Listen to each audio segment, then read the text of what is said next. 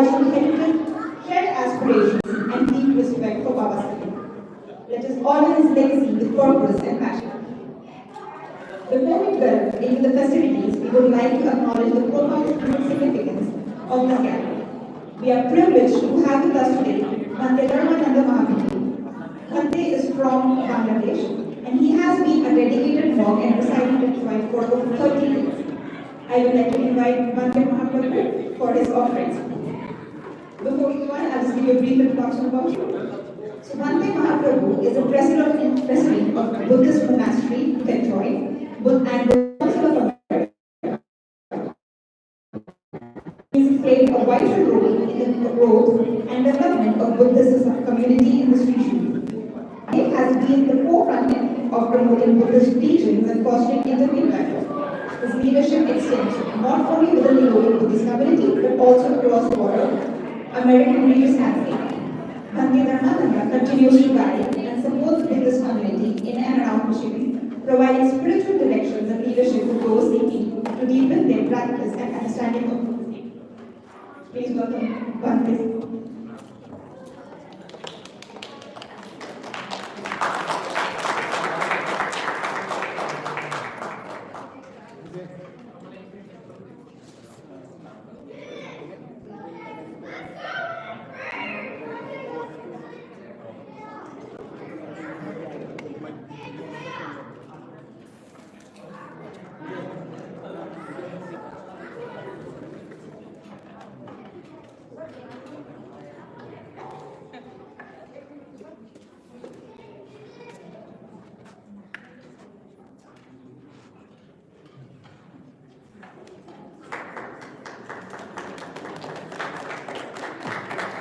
Namo Buddhaya, Jai Hind.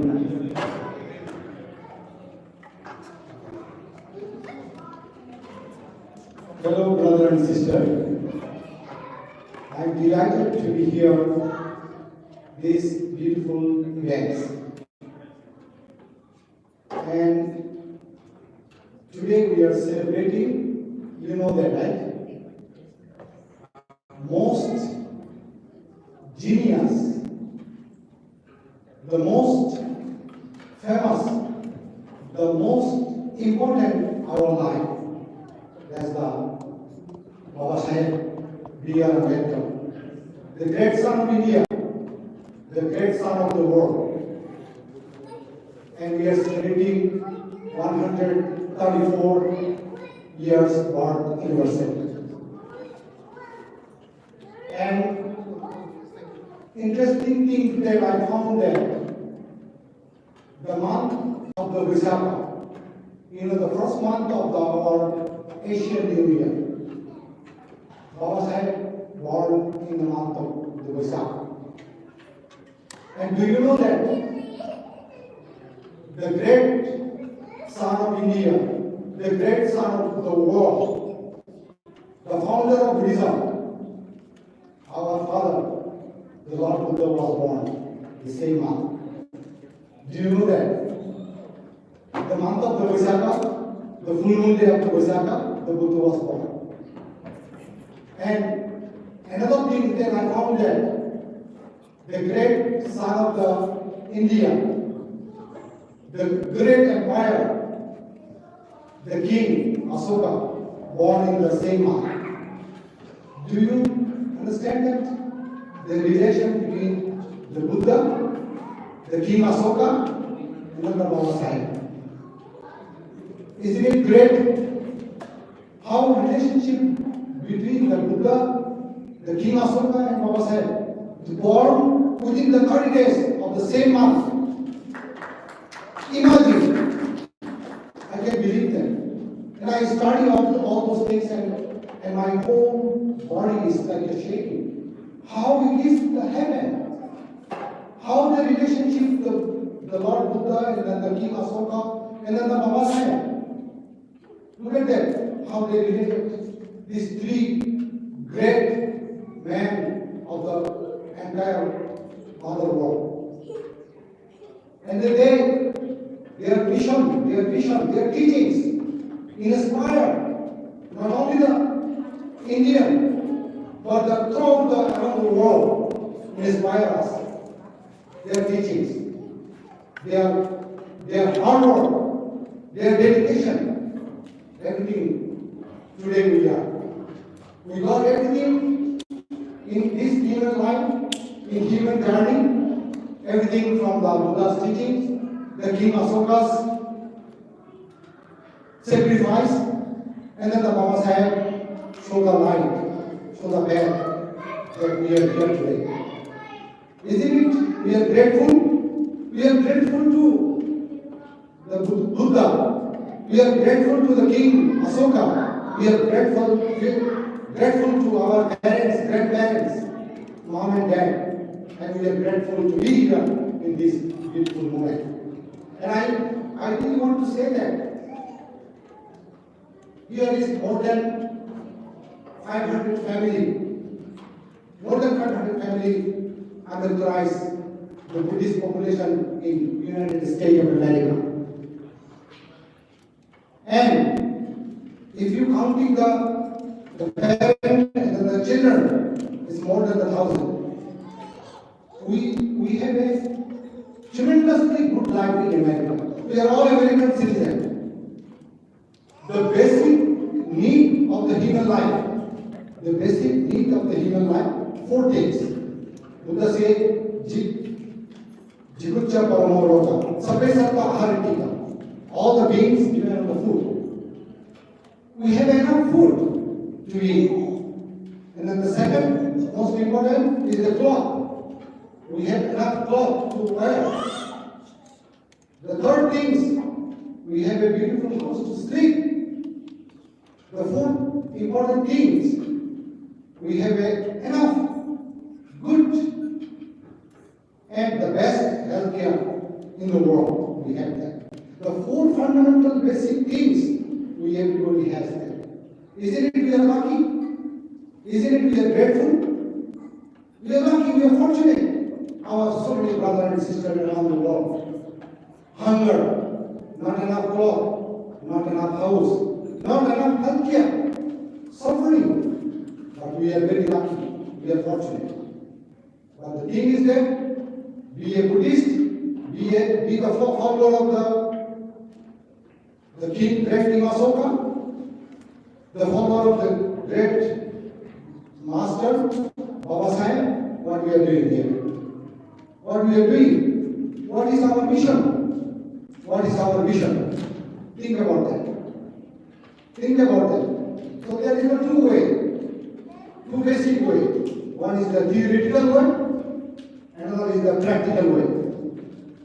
Both theoretical and then the practical, interdependent, interconnected each other. We need to have a theoretical. We need to know our history. We need to know who is the Buddha. We need to know what is the teachings of the Buddha. We got to know who is the great empire King Asoka. We need to know the Baba Sahib, the teachings, and then he showed the land. He showed the freedom. He showed the rights of the man and woman, equal rights of the Indian Constitution. We got to know that. That's the theoretical part. And then the practical part, our action, our plan, our vision. We have to set up the vision. We have to focus on the vision. We have to set up the plan, action plan. I call the action plan. In my theory, my action, I say that in American, grab the nail, put the hammer. Grab the nail, put the hammer. That means the action plan. Grab the nail and put the hammer. Not only the thought, but action. I do my word, my action, my brain, my thought, all the time working simultaneously together. All the time, every time. So, as a Buddhist, as a good human, as a fortunate life, we need to have a plan. Here and then there. And my always the intention is our children, our beautiful generation, our boys and girls who born in this country. We have to give them the teachings. We have to give them the life. We have to show them the path, noble path. Our kids, we don't want to give kids go to the bar, drinking, and accident or doing all the negative things. You don't want. As a parent, as a mother, as a father, you don't want. But you want your child will be good. Your children will be good, study good. Some parents here, their son and daughter study here. Like your Montri, you are studying here, right? And then another boy, Sanjay son, they study here. And then their son and daughter is great. We have to influence them. We have to much happy with them because they are the most highest university they are studying. At the same time, we have to show them the path, that how to show the Buddha's path, the King Ashoka's path, the Baba Sahib path. We have to give them the guidance in here. And then the study the Buddha's book and the Pali and everything, and then become a good human. Buddha said that born as a human being is easy. Born as a human being, very easy. But to be a human being, the perfect human being is difficult. We need to have a better education. We need to have a Dhamma teachings. Then you will know what is the human life about. The second thing, in our brother and sister who live in India, they are suffering. They are fighting for the life. They are fighting for the rights. They are fighting for our holiest place, Buddha Gaya. Look at that.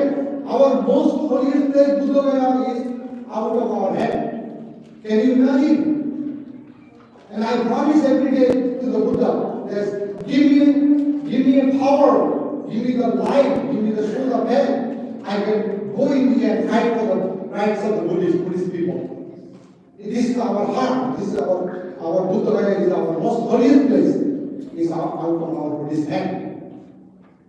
How to imagine, how to believe them. We need to fight for them, our rights. That's why our Buddhist people, we brought to the Washington DC, the White House, and then the Capitol Hills. The Vivek and the all the friends, Gangaji and everybody, Chapa, Tanaji, everybody will go there.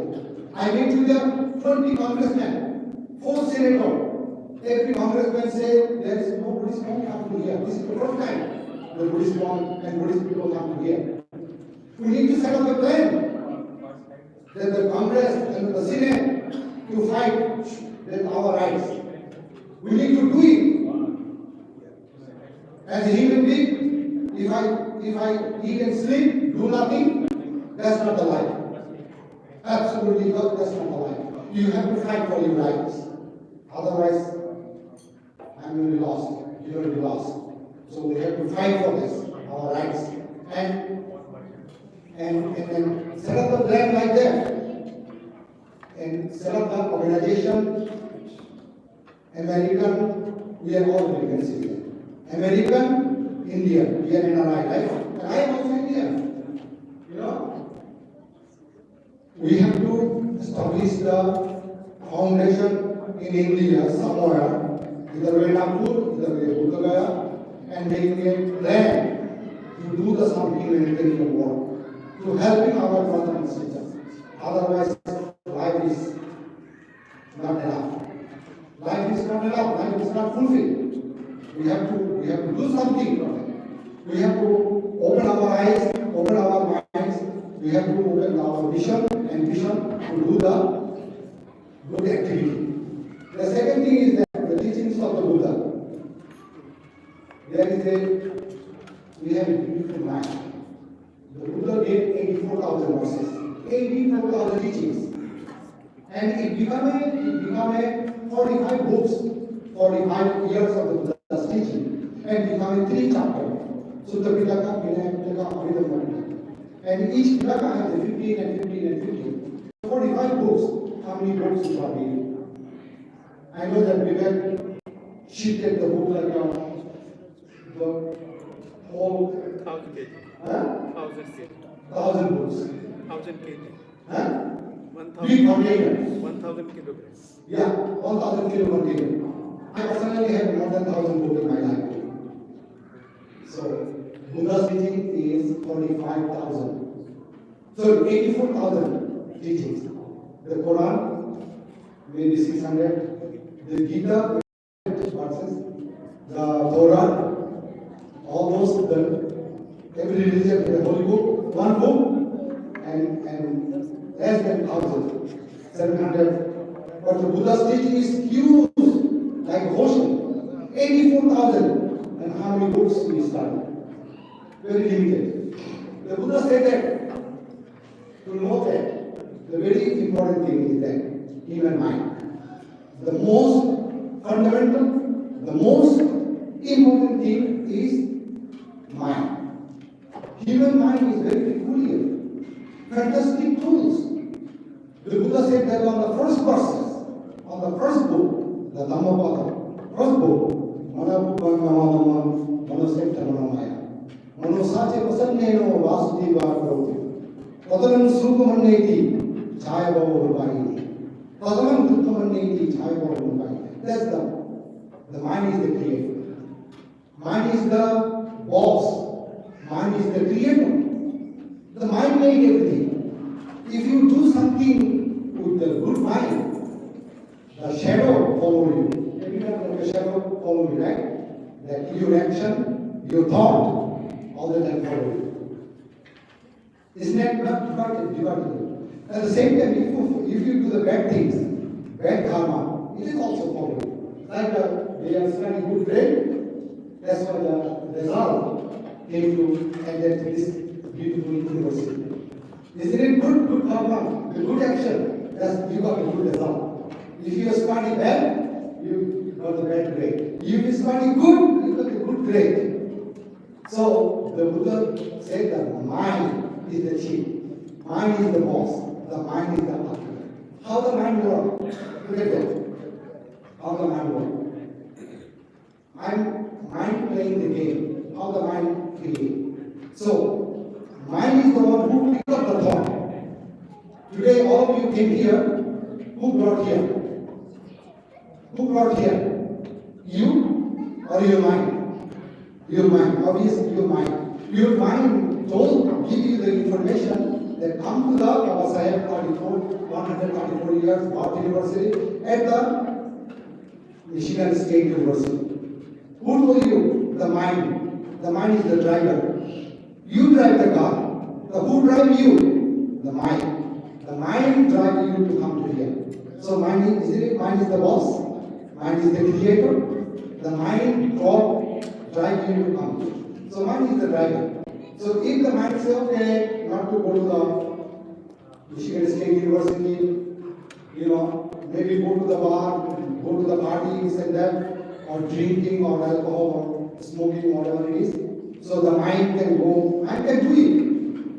So mind can do the best of the best thing, the mind can do the worst of the worst thing.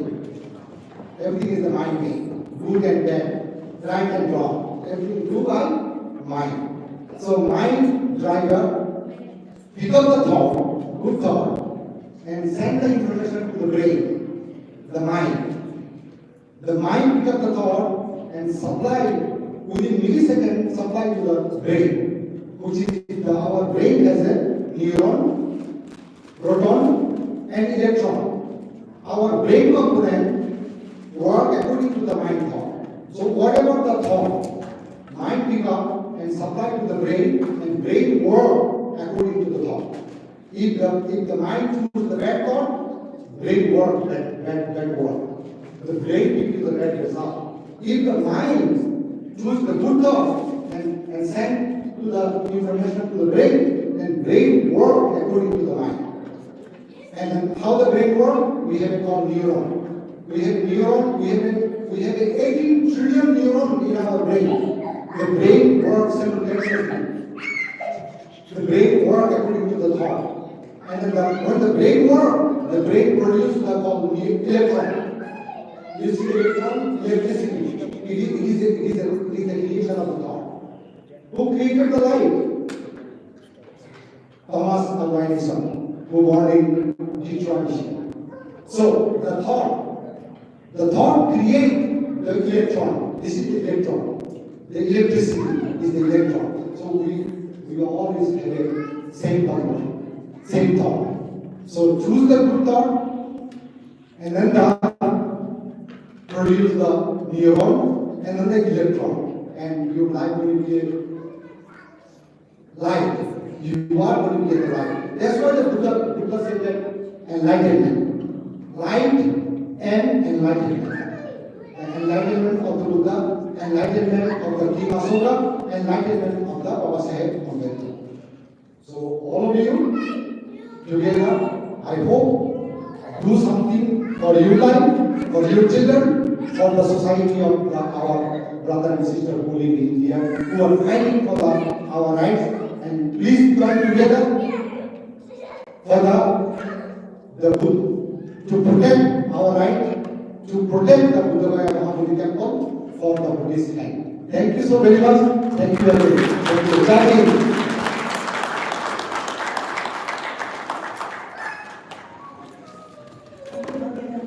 For giving us insight of the party leaders, about the leaders and the purpose for the life of the family. I now invite Mr. Rakesh Chandra and Pankaj for souvenir vaccine inaugurations.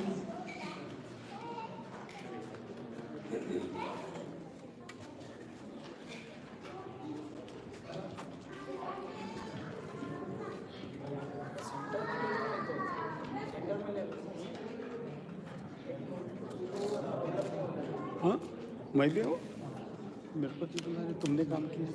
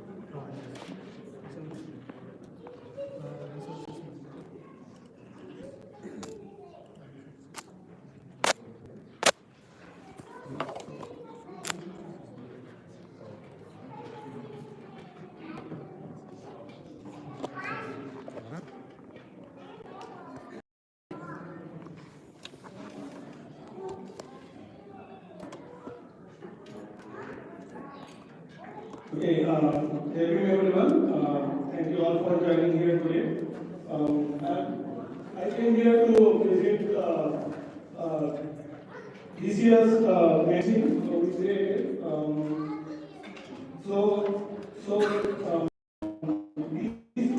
This is our small team who created this magazine. We have printed some books here for all of us you to take home after the program. I want to take this opportunity to thank you all of the participants who contributed this magazine with their article, poems, and the artwork. Because of this entries, we could manage to create this magazine for all of us to take home.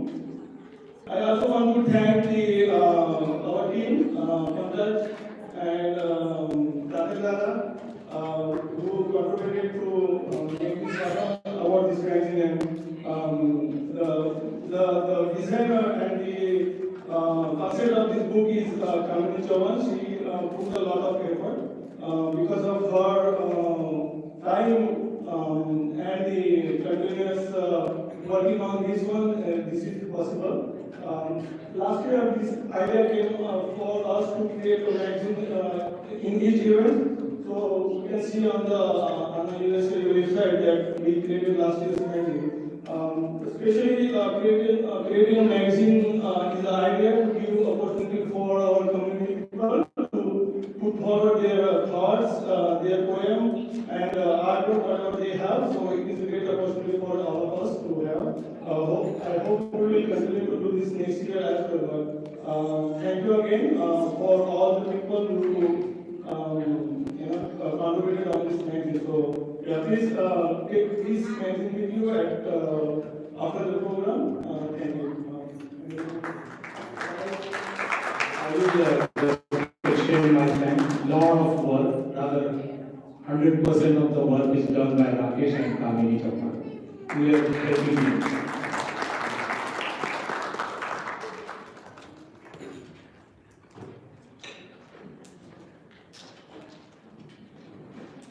Thank you, Lisa. Dr. B.R. Ambedkar said, I like a vision that teaches liberty, equality, and fraternity. He found Buddhism appealing for its rationalism, social equality, and rejection of the caste system, which he strongly opposed. On 14 October 1956, Dr. B.R. Ambedkar, along with his followers, converted to Buddhism. This mass conversion significantly revived and expanded Buddhism in India, in the presence of India, especially among the marginalized community. On this day, on this special day, let's recall Buddha's four noble truths: the nature of suffering, its cause, the end of suffering, and the path to end of suffering. I now call upon stage Mrs. Kranti Chauhan, who will be presenting Buddha Gatha. Gatha is a stroke verse that is about wisdom and teachings. Please welcome Kranti, right?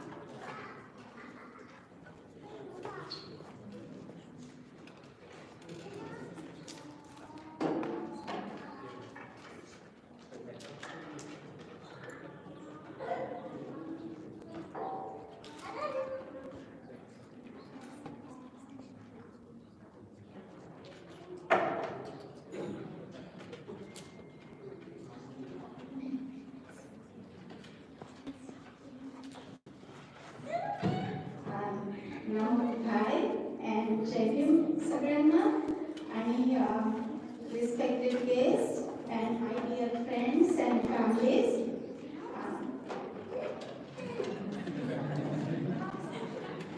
So today I will be reciting a stanza from Dhammacakkappavattana Sutta.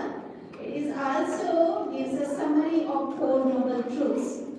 I will be reciting in Pali and you can follow me in English translation. This presentation we have prepared so that you can also know what I am reciting in. So I begin my presentation or Sutta chanting by paying my homage to Triple Gem. So please join me as I recite. Namo Tassa Bhagavato Arahato Samma Sambuddhassa. Namo Tassa Bhagavato Arahato Samma Sambuddhassa. Namo Tassa Bhagavato Arahato Samma Sambuddhassa. So as I go about it, I begin with some words, and these are the summary of four noble truths. Idam Bhuvana Bhikkhave.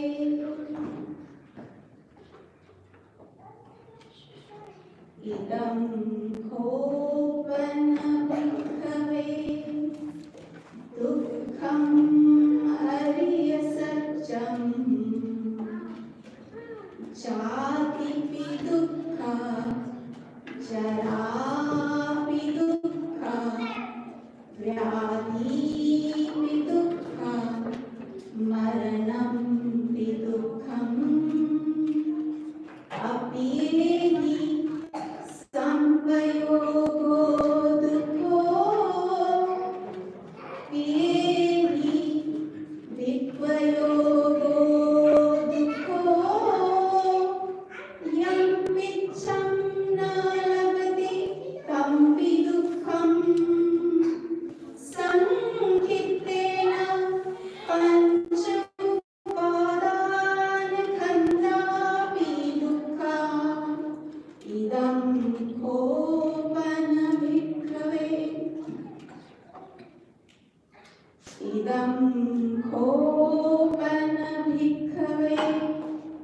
दुःखसमुदयम् अर्यसत्यम् यायं तन्हा ओनो भविता नन्दिरादसहगता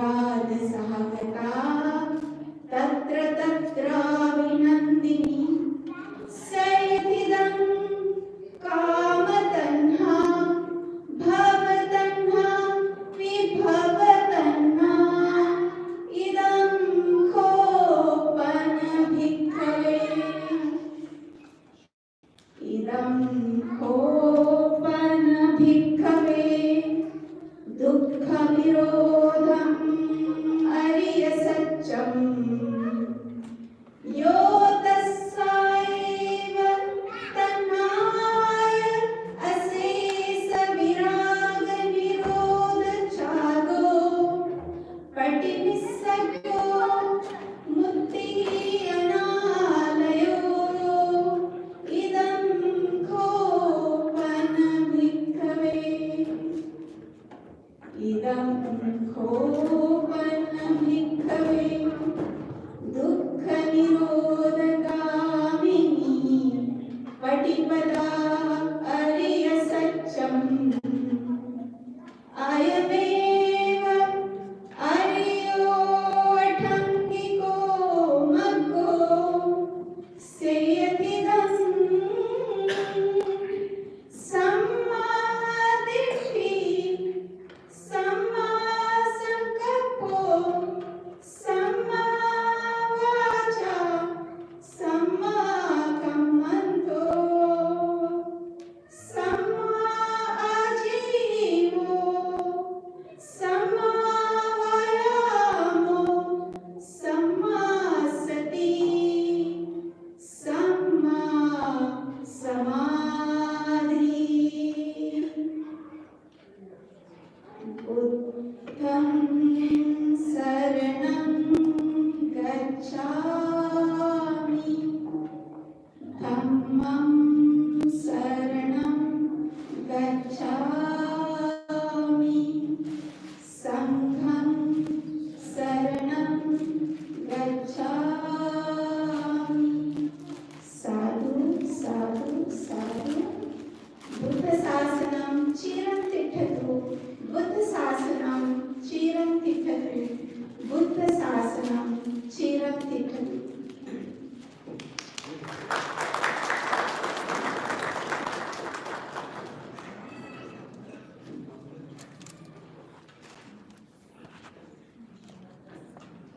Thank you, Prathapai, for connecting us to the four noble truths. To continue with our celebration, I'm thrilled about the next performance. Dr. B.R. Ambedkar said, we must stand on our feet and fight as best as we can for our rights.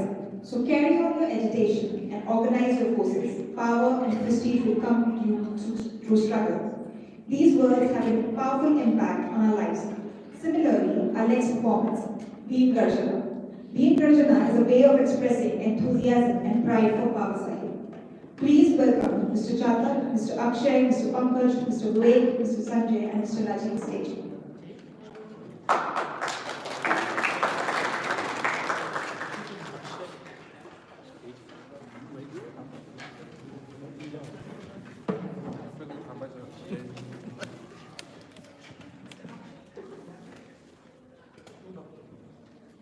So, Mr. Akshay as well. Jai Hind, everybody.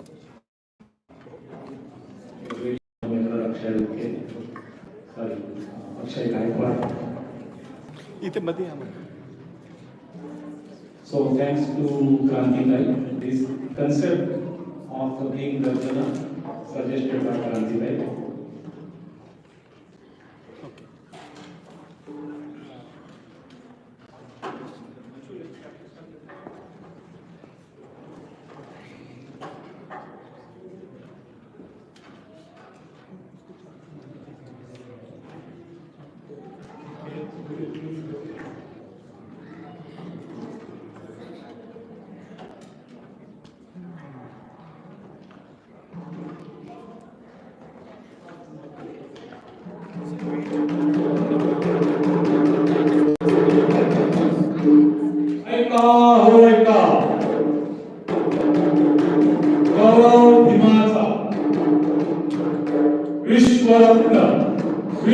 Padma Bhushan Bharat Ratna युगपुरुष doctor Babasaheb आंबेडकरांचा विजय असो.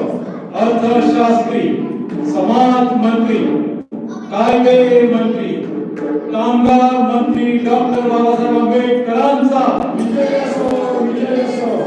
महान इतिहासकार, महाविद्वान, महानायक, महामानव doctor Babasaheb आंबेडकरांचा विजय असो. संविधान निर्माते, लोकशाही निर्माते, स्त्री उद्धारकर्ता, समाज सुधारक डॉक्टर बाबासाहेब आंबेडकरांचा विजय असो. क्रांती सूर्य, बोधिसत्व, परम पूज्य डॉक्टर बाबासाहेब आंबेडकरांचा विजय असो. Thank you.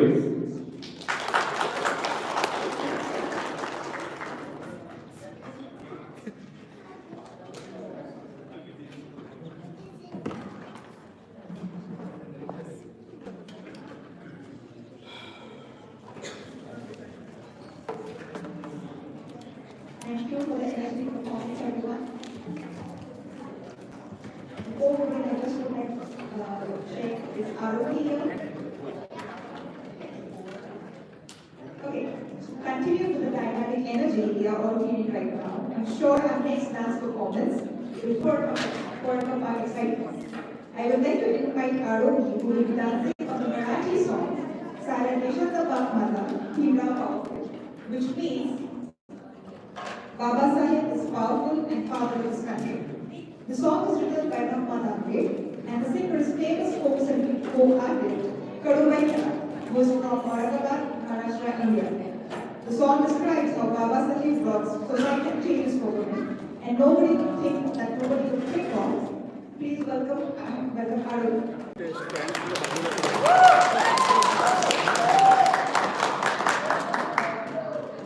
Ready?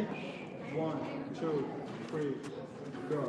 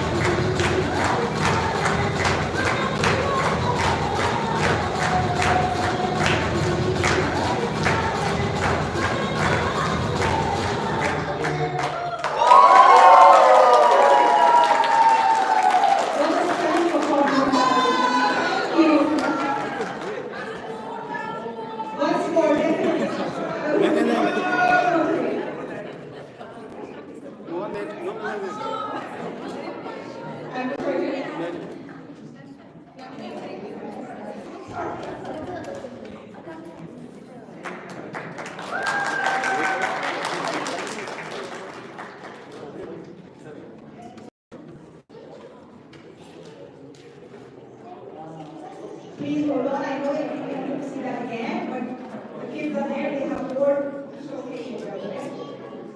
So next, moving ahead, we have another young man. Please invite Amir today for this presentation. He will be speaking about Dr. Ambedkar and archaeological references.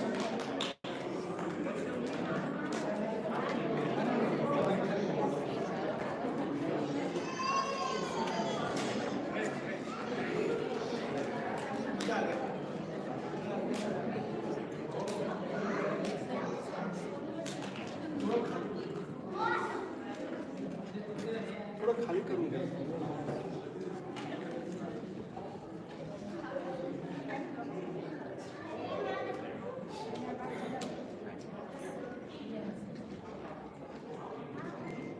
खाली कर दिया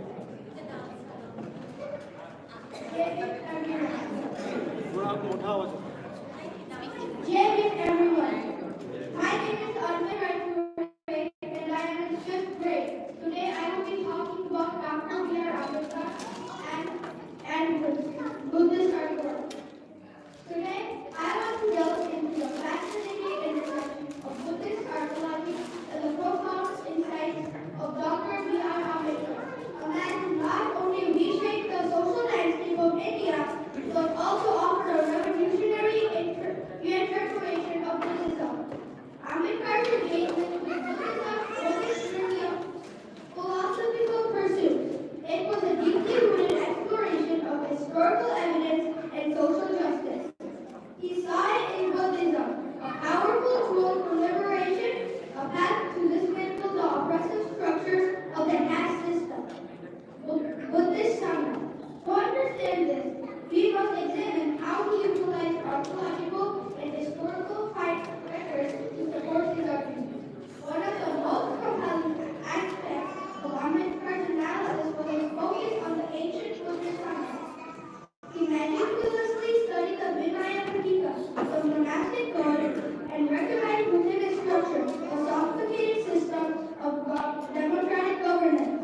He pointed to the procedures of voting, debate, and conscious voting practiced by the Sangha, arguing that these were clear precedents for democratic principles in India. This wasn't just speculation. It was grounded in the tangible evidence of ancient Buddhist sites and texts that detail the functioning of these communities. Archaeology and inscriptions. Imagine the ruins of Nalanda or Sarnath, once Muslim centers for Buddhist learning and practice. These sites, meticulously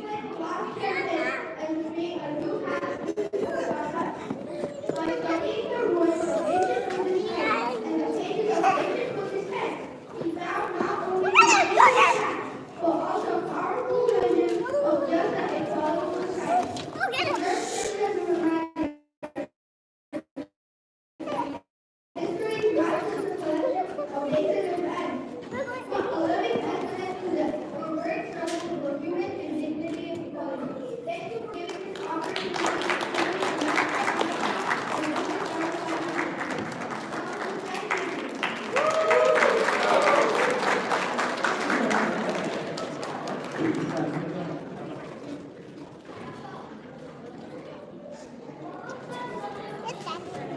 you, Anna, for this thorough study and this presentation. Moving on, let's invite an excellent speaker, Veer Mehta.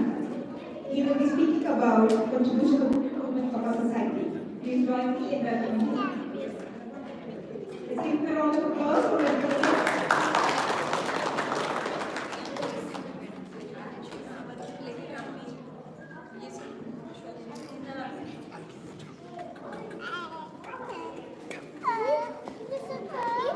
JB to all. My name is Veer Mehta and I'm going to talk about the impact of Dr. Babasaheb Ambedkar on students. I would like to start my speech by paying homage to Mahatma Gandhi Phule, who was born on April 11, 1827. Mahatma Gandhi Phule had a profound impact on Dr. Babasaheb Ambedkar, particularly in terms of their shared vision for social reform and their commitment to challenging the oppressed caste system.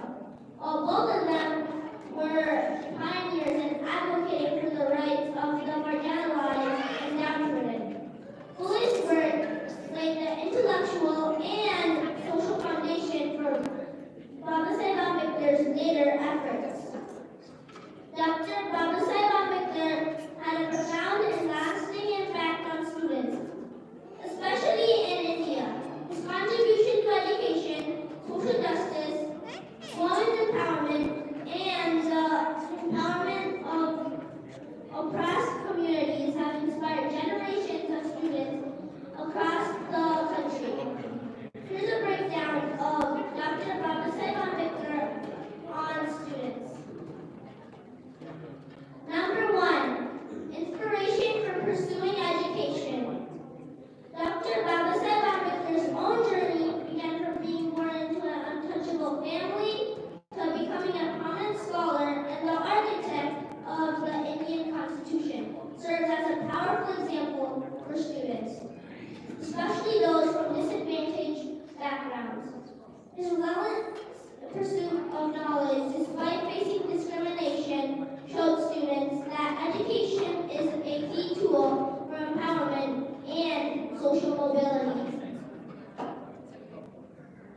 He earned multiple degrees, including a law degree and a doctorate in economics from Columbia University, which sets a remarkable example for students from all walks of life to aim for academic excellence.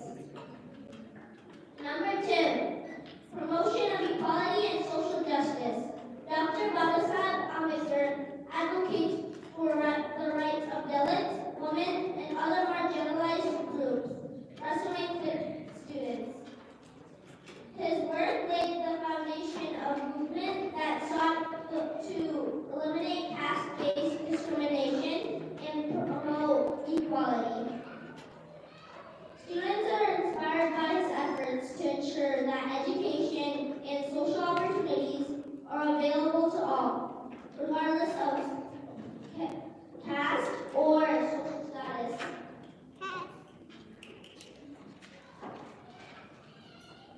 Number 3, social reform and women's empowerment.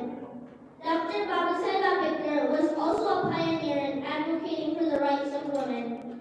His efforts in the Hindu Code Bill and his support for women's rights have motivated students to fight for gender equality and social reform.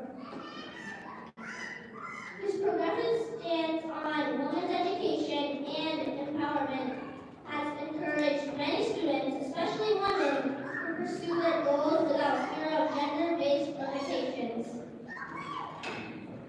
Number 4, role in shaping democratic values. Dr. Babasaheb Ambedkar was pivotal in forming the Indian Constitution, which guarantees fundamental rights to all citizens. His emphasis on democracy, justice, and the rule of law has a significant impact on students' understanding of civil rights. Number 5,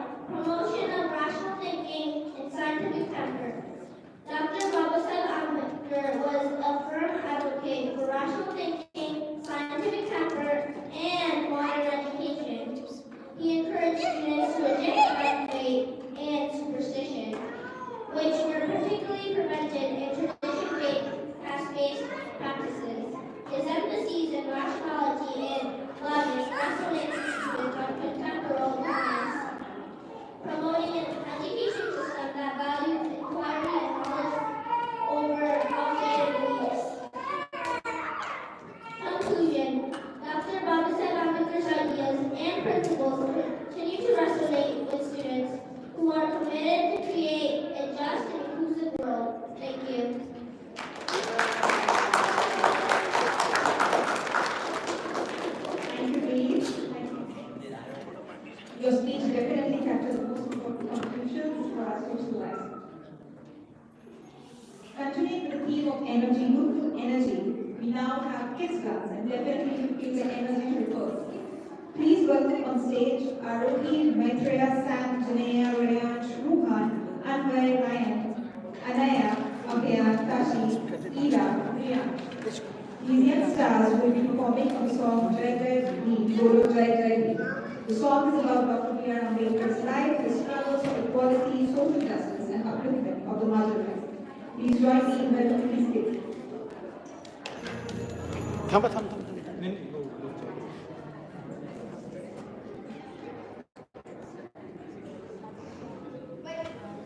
हे थांब थांब ए पुढं अबे इकडे थांब तू हा इकडे इकडे थोडं इकडे वांधा ना असे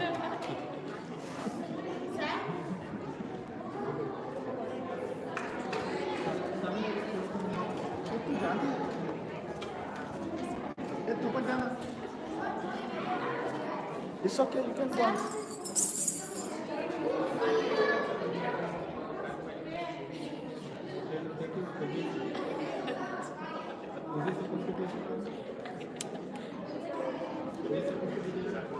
हाँ हाँ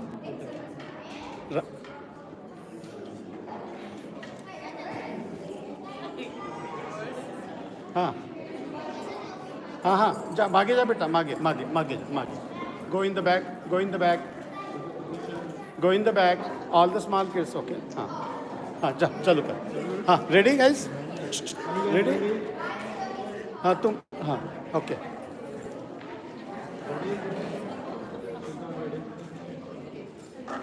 तू इकडे दिस वे हां अरे मागे गो बॅक हां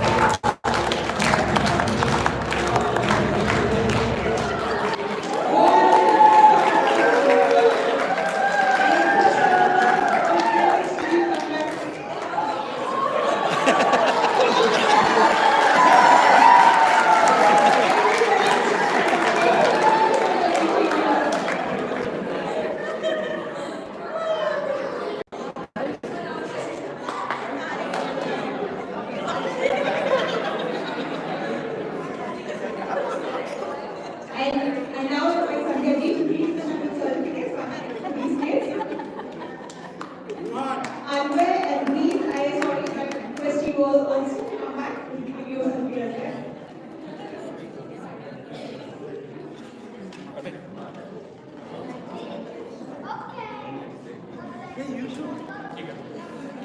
You go.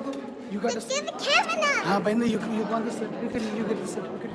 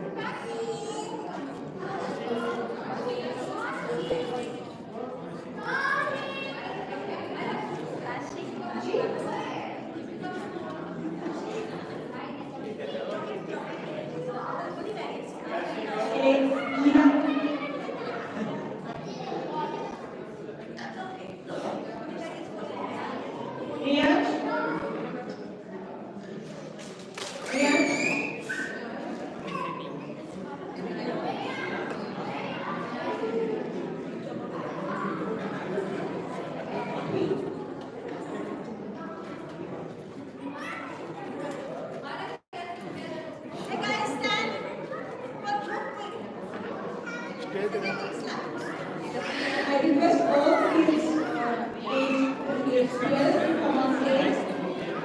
तू पण जा पुराणा घेऊन तू पण पुराणा आतून घे.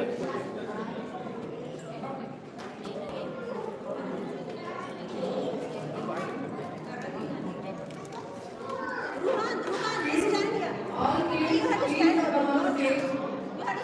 All kids. Rihanna. Here is some request from you. Please accept it. All kids. Come. Myra. Ruhan, just in front. Outline in the front. Somewhere in the front. All kids, step. One line. Rihanna will Let them stand in front. No, I give her. Heightened voice. Just stand behind them. It's so cute. It's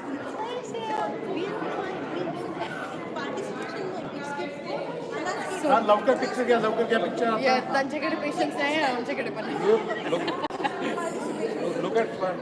मैत्रिया everybody look over here. अब तू पण Over राहा here. ना. Over here. जाऊन खड़ी बाहर हो. Kashi, go fast.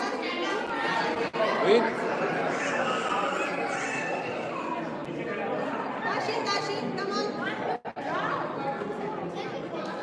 Cheese. सामने मेरे को. Yeah, okay, good.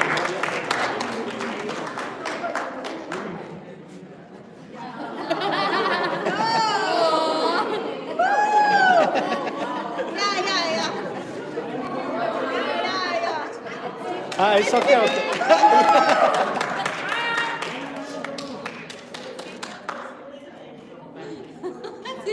It's okay. Bye bye. हाँ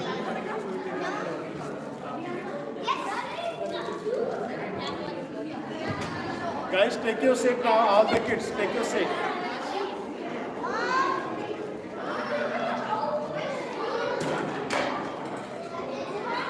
ते नंतर पण द्या.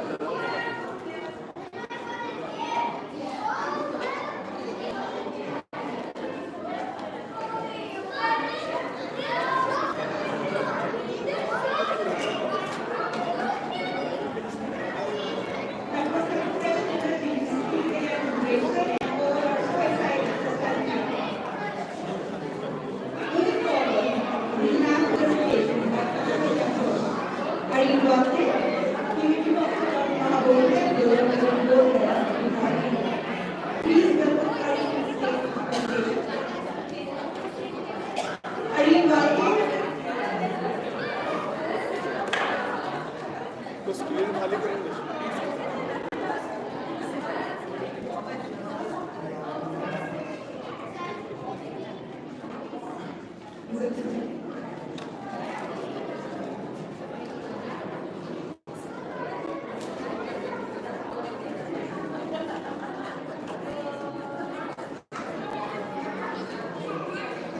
त्याला बाजूला सांग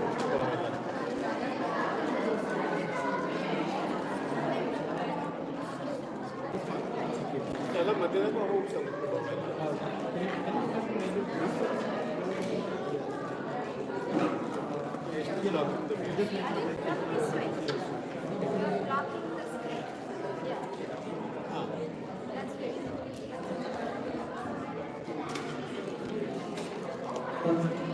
Let's get started.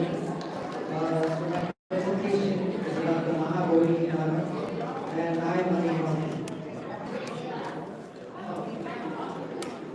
hello guys, my name is Ambedkar, and I'm going to talk about the Mahabodhi Vihara.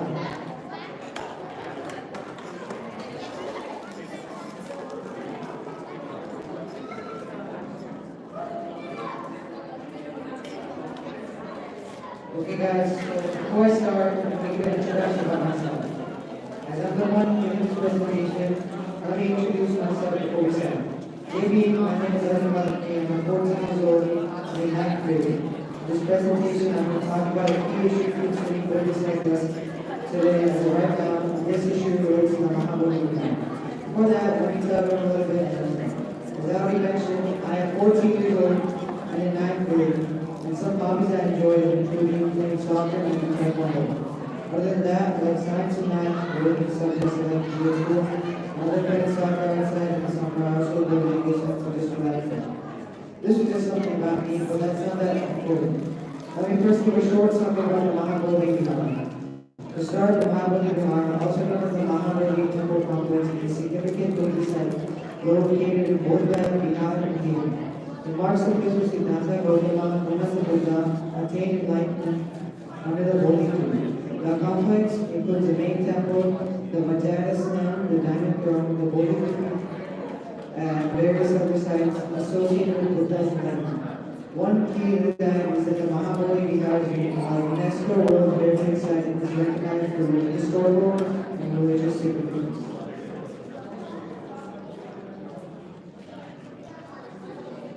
But let me also talk about the significance of April 14th. To start, Dr. B.R. Ambedkar, born on April 14, 1891, was a distinguished jurist, economist, politician, and social reformer, known as the principal architect of the Indian Constitution. His birthday anniversary is celebrated as the Ambedkar Jayanti is observed for various events and honors in Indian law.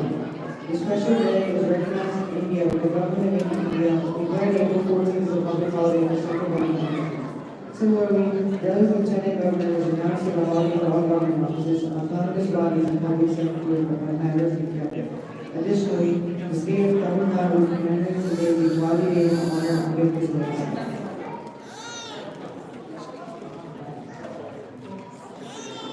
So, what's happening with Mahabodhi Vihara right now? To start, the Mahabodhi Vihara, located in Bodh Gaya, India, has recently at the center of significant developments.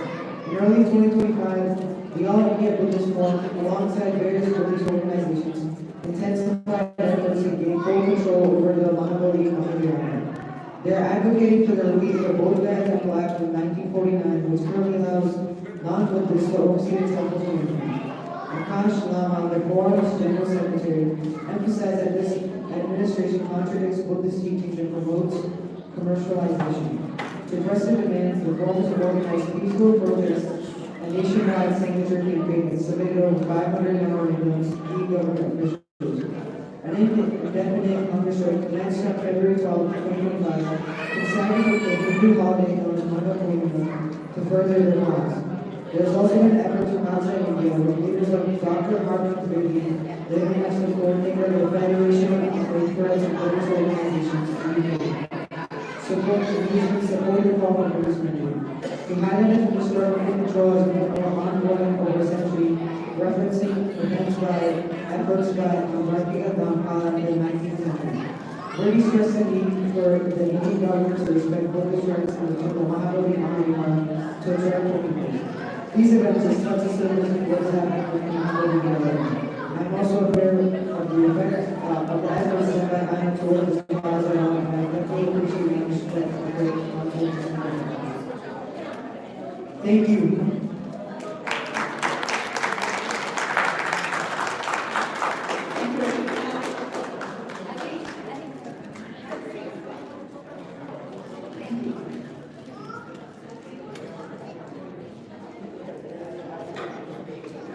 Next, I would like to invite Arohi. Arohi, you ready? And invite a small announcement. Let's not discourage kids. Just please try to remain silent and please take care of the kids who are a bit enjoying themselves because the speaker's voice is not audible.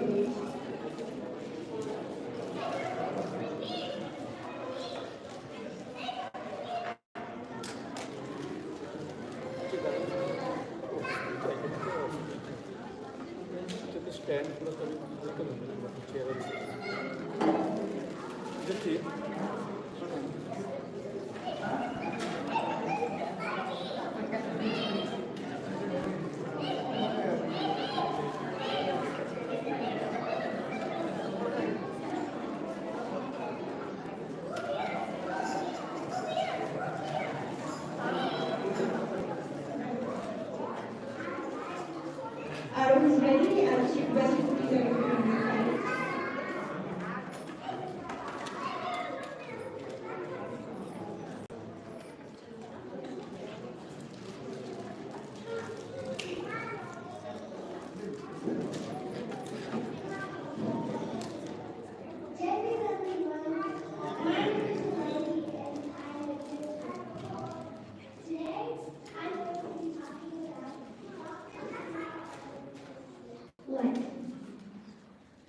Dr. Ambedkar was an Indian genius, social reformer, economist, and the principal architect of the Indian Constitution.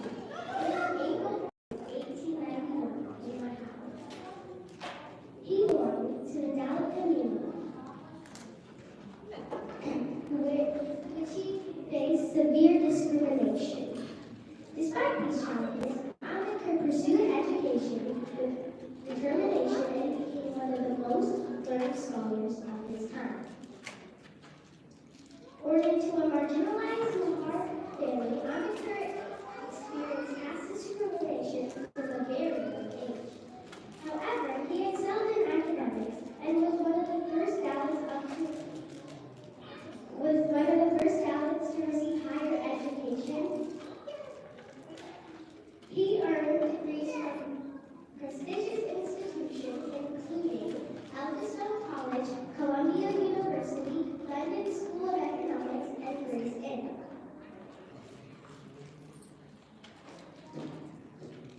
Ambedkar strongly opposed the caste system and worked for the rights of Dalits, women, and other marginalized communities. He made movements for temple fishery and water resources for the Dalits. As the chairman of the drafting committee of the Constitution, he played a crucial role in shaping Indian democracy, ensuring rights and advocating for justice. Economics, ideas on economics, policies, labor rights, and education were instrumental in modernizing Indian government. Ambedkar passed away on December 6, 1956. He was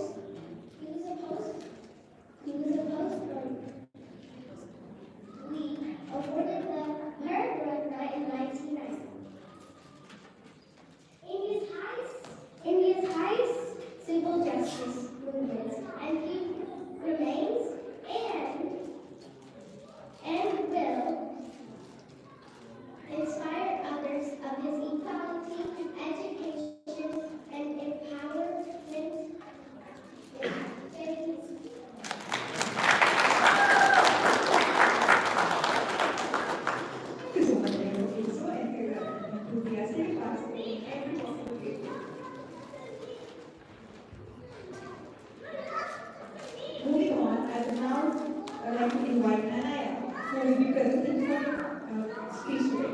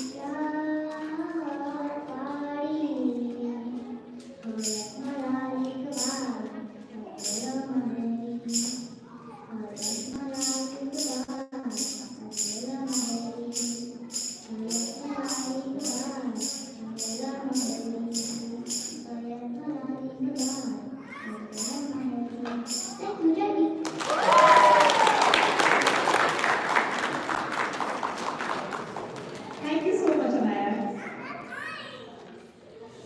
Moving on, Dr. B.R. Ambedkar said, I measure the progress of the community by the degree of progress which women have achieved. He has tirelessly worked for women upliftment beyond household through various initiatives, including women education, legal reform, and social justice. He believes that education is crucial for women to participate fully in society. Thanks to Dr. B.R. Ambedkar's social reform, today women are able to break barriers and challenge traditional gender roles. Women are confident to self-protect themselves, empowerment and personal growth. Our next performer is Selika, who would like to demonstrate her strength, passion, and grace by taekwondo skills. Please welcome Selika.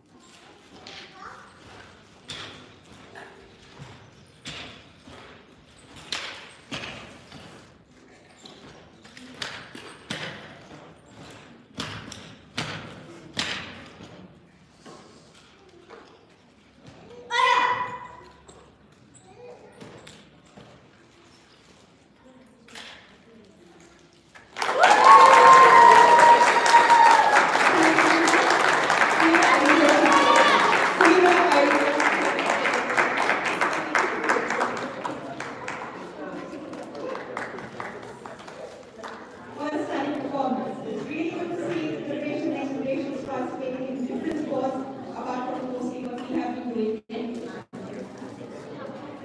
Moving forward, we now have an exciting performance. Women's group dance.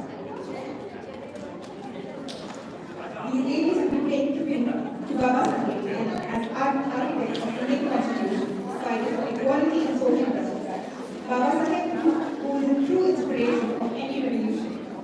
I call upon stage Mayuri, Supriya, Neha, Ruhi, Trupti, Rohini.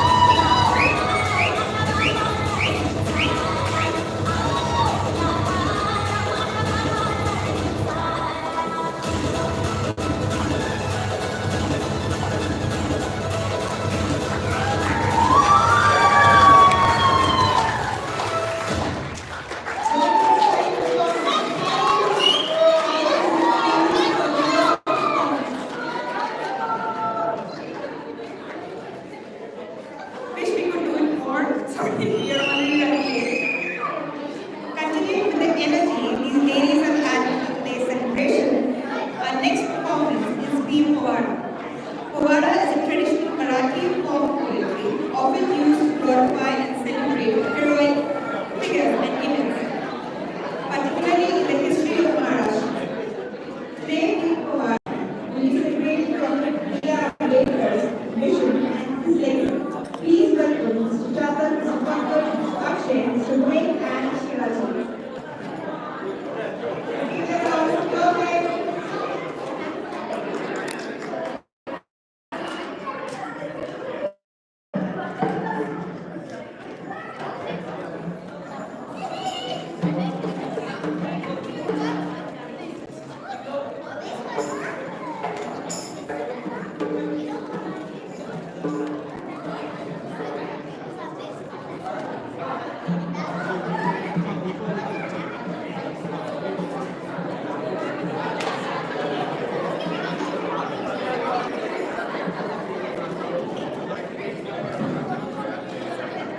थोड़ा पुढे या पुढे या.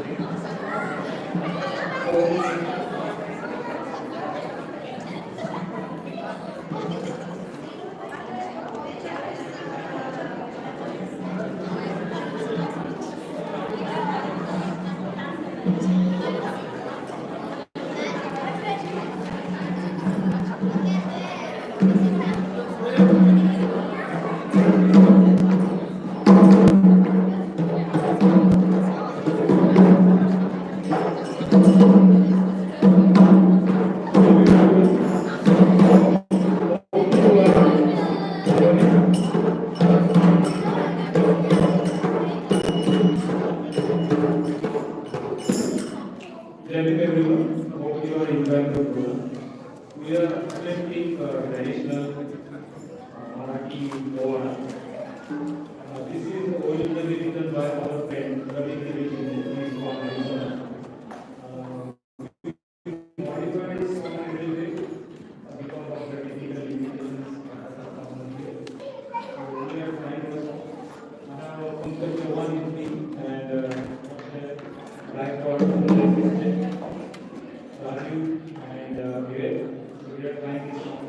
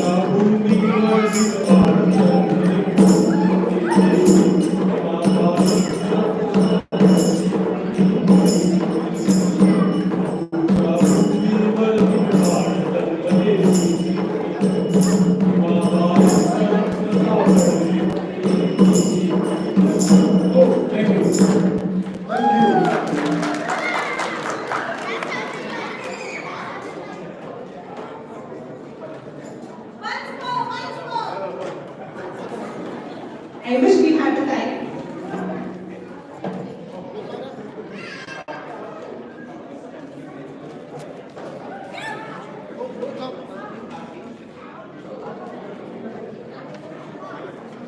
Thank you, gentlemen, studying performance. It's a reminder of strength, unity, and collective voices. Moving on, in Power of Words, we have a youngster, son. She will be sharing her thoughts on Dr. B.R. Ambedkar inspires her and impacted her life. Son. Shreyansh खाली जा, खाली खाली, तू मध्ये मध्ये, हो ठीक आहे.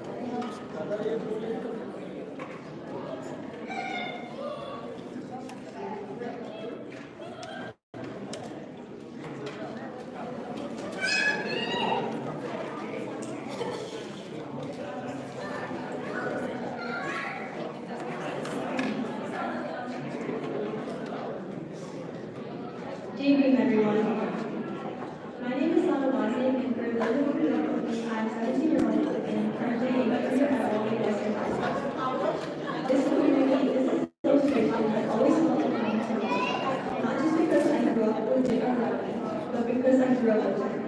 This organization became official a few months after I was born, and ever since I've been surrounded by Ambedkar traditions, values, and his voice.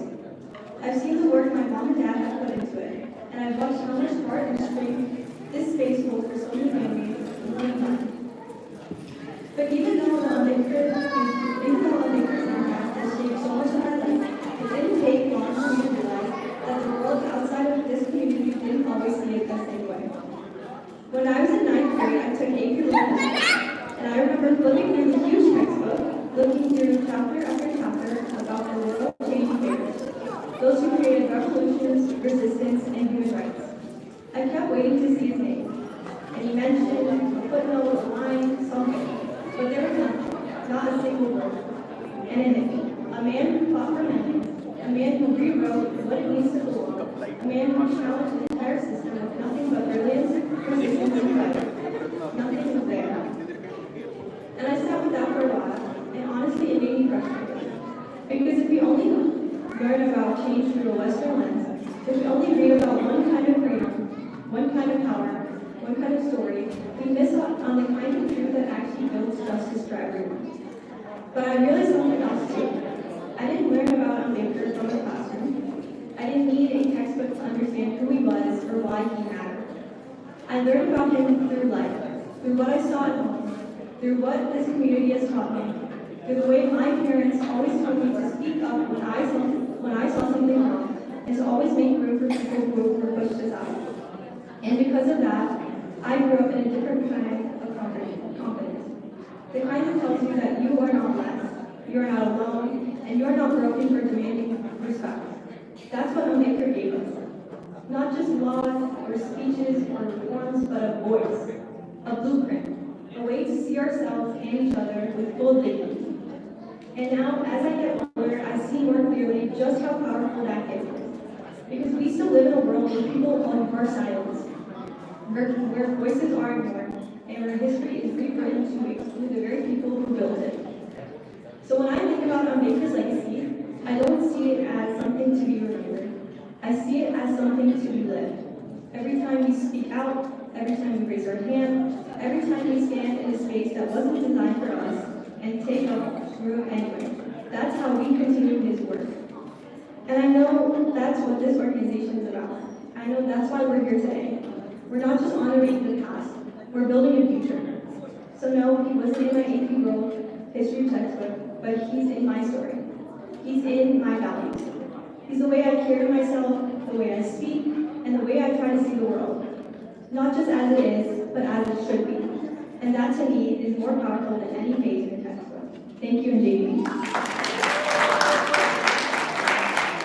Thank you so much for reminding us powerful impact Baba Sahib is having on our lives. And now, it's time for the gentlemen to showcase their talents. Please put your hands together for the men's dance, a performance that promises to be energetic and captivating. Please welcome Mr. Sandeep, Mr. Ratan, Mr. Anshul, and Mr. Akshay for the dance.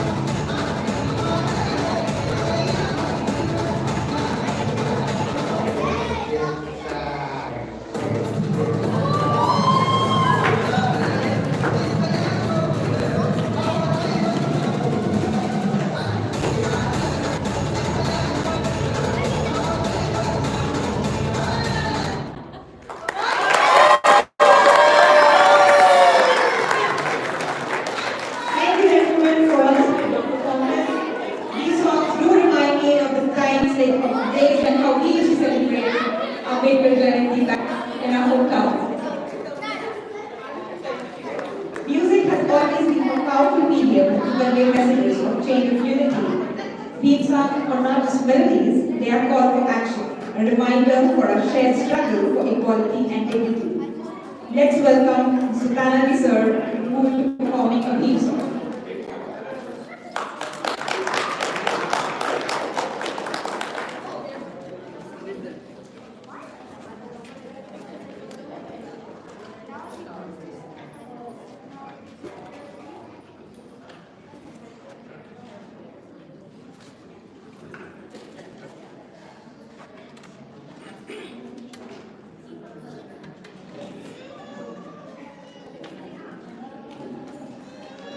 Devi Merudal. So this song actually is telling you about the satyagraha which Dr. Babasaheb Ambedkar did on 1927 on 20th March. So this is at Saudardari at Mahad, Maharashtra. I belong to the same village over there in Mahad. So that's the song I have selected for.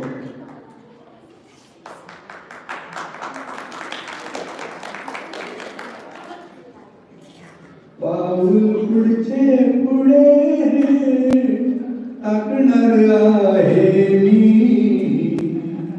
पाणी चौदर तळ्याचे चाकणार आहे मी पाऊल पुढचे पुढे टाकणार आहे मी पाणी चौदर तळ्याचे चाकणार आहे पाण्यासाठी हे जीव तळमळती पाण्यासाठी हे जीव तळमळती जीव जीवाला काय छळती स्पर्श करूनी पाणी हे पिणार आहे मी समान हक्क मानवाला देणार आहे पाऊल पुढचे पुढे टाकणार आहे मी पाणी चौदर तळ्याचे चाकणार आहे पाणी निसर्गाची देणगी पाणी निसर्गाची देणगी माणूस माणसाला पाण्यात पाहिजे माणूस माणसाला पाण्यात पाहिजे नाच एक जीवांचे घडणारी आहे मी सत्यासाठी या काठी लढणारी आहे पाऊल पुढचे पुढे टाकणार आहे मी पाणी चौदर तळ्याचे चाकणार आहे सत्याग्रह चौदर तळ्याचा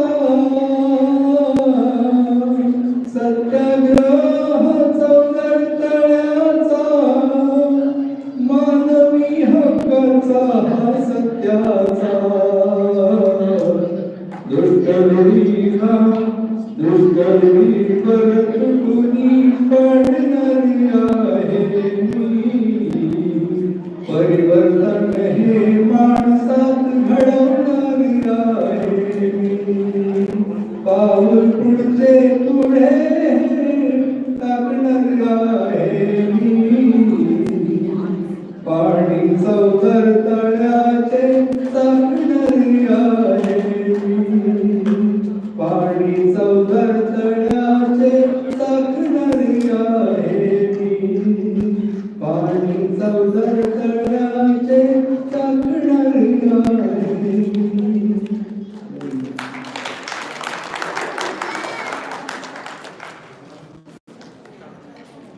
Thank you so much, sir, for reminding us of Baba Saheb for our basic liberation, drinking water.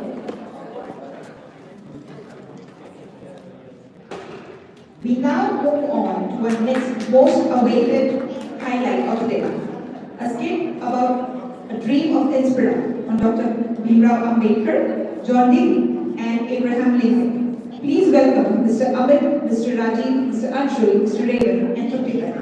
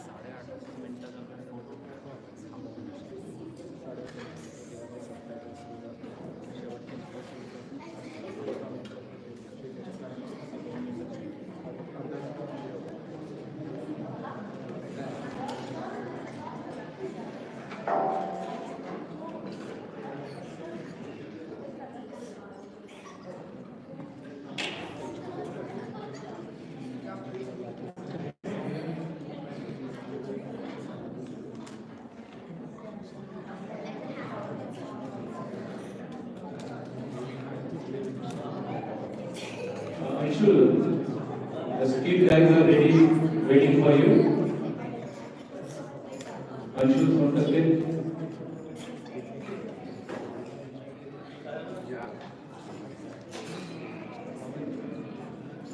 Anshul from the skit.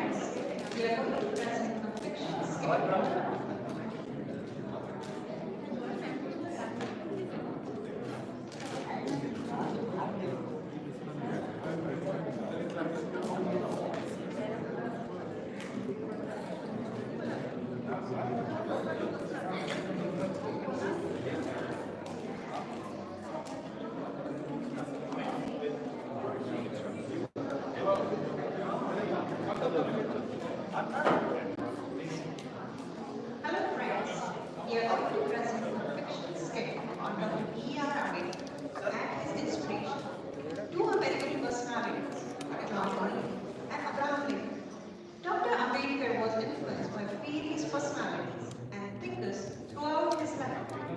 John Dewey and Abraham Lincoln amongst them, who played a vital role in shaping Dr. Ambedkar's thoughts and ideology. Though they live in different times and places, they share a common vision of better world. So friends, please join with us in honoring the memory and the legacy of this extraordinary individual who has left an everlasting mark on the world.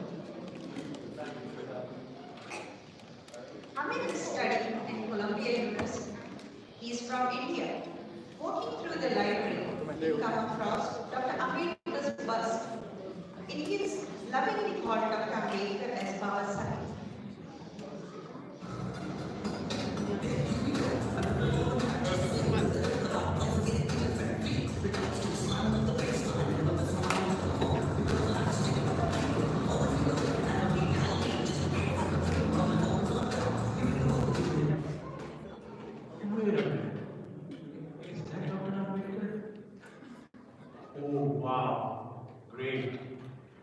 Outside was here in Colombia. Yes. It's written here. He had been studying here between 1913 and 1916. Women got fascinated that Dr. B.R. Ambedkar studied here in Columbia University, and he wanted to find out more about him. Amit got Dr. Ambedkar's writing and speeches book from the library.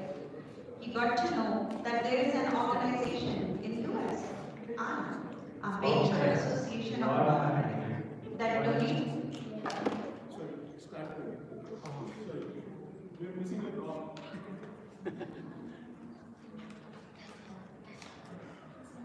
Sorry. No. Good.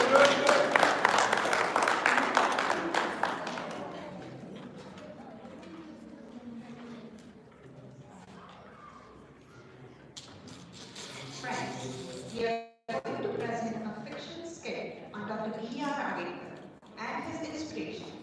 Two American personalities, John Dewey and Abraham Lincoln. Dr. Ambedkar was influenced by various personalities and thinkers throughout his life. John Dewey and Abraham Lincoln amongst them, who played a vital role in shaping Dr. Ambedkar's thoughts and ideology. Though they lived in different times and places, they shared a common vision of better world. So friends, please join with us in honoring the memory and the legacy of this extraordinary individual who has left an everlasting remark on the world.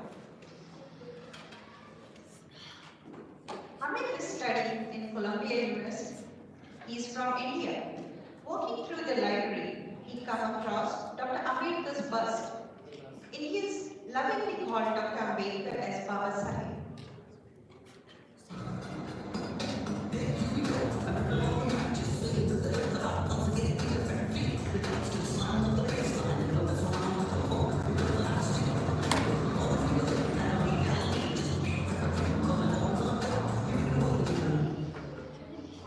Wait a minute.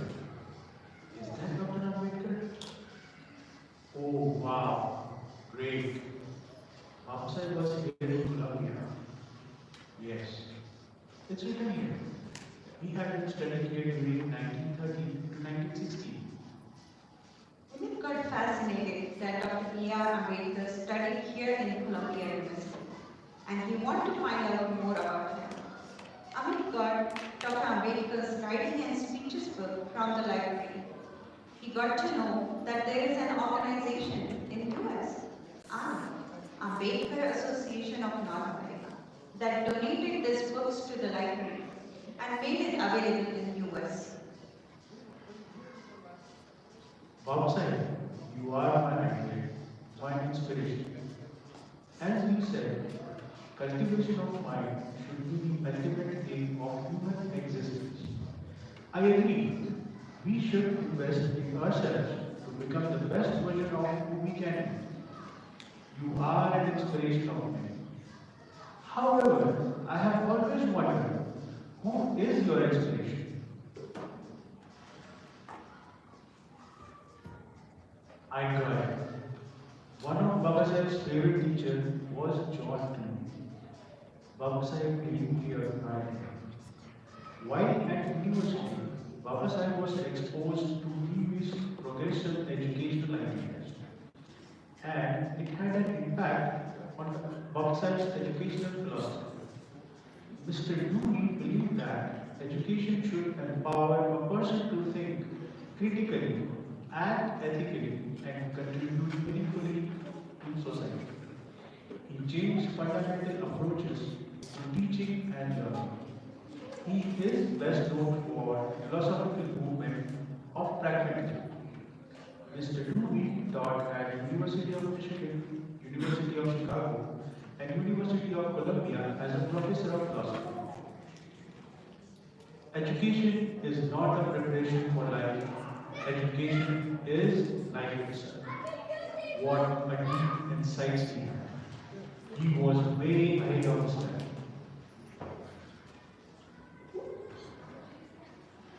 Oh God, Abraham Lincoln, USA's 16th president. He is widely regarded as one of the greatest President for his leadership during the Civil War and the abolition of slavery. Dr. Ambedkar deeply admired Mr. Lincoln's bold action to abolish the institution of slavery in the United States.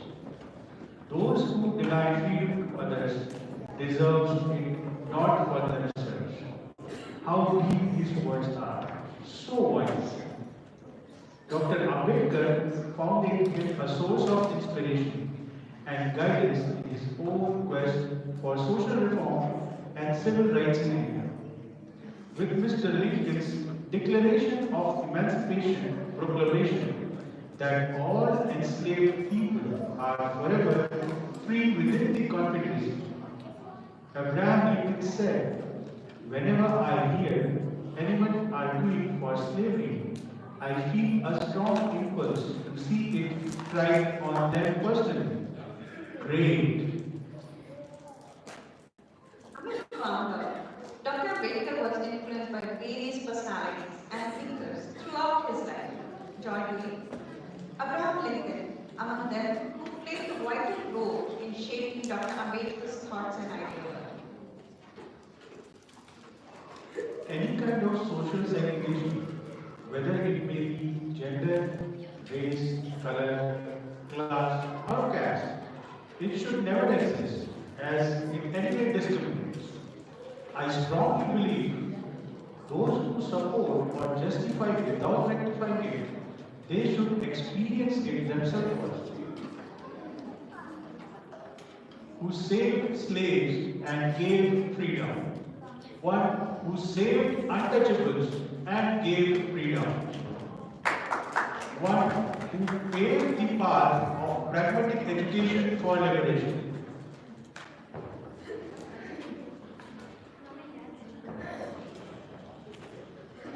I wonder how it have been if these three existed. Ah. We fell asleep and dreamed of Dr. Ambedkar, John Lee, and Abraham Lincoln meeting in a coffee shop and having a conversation.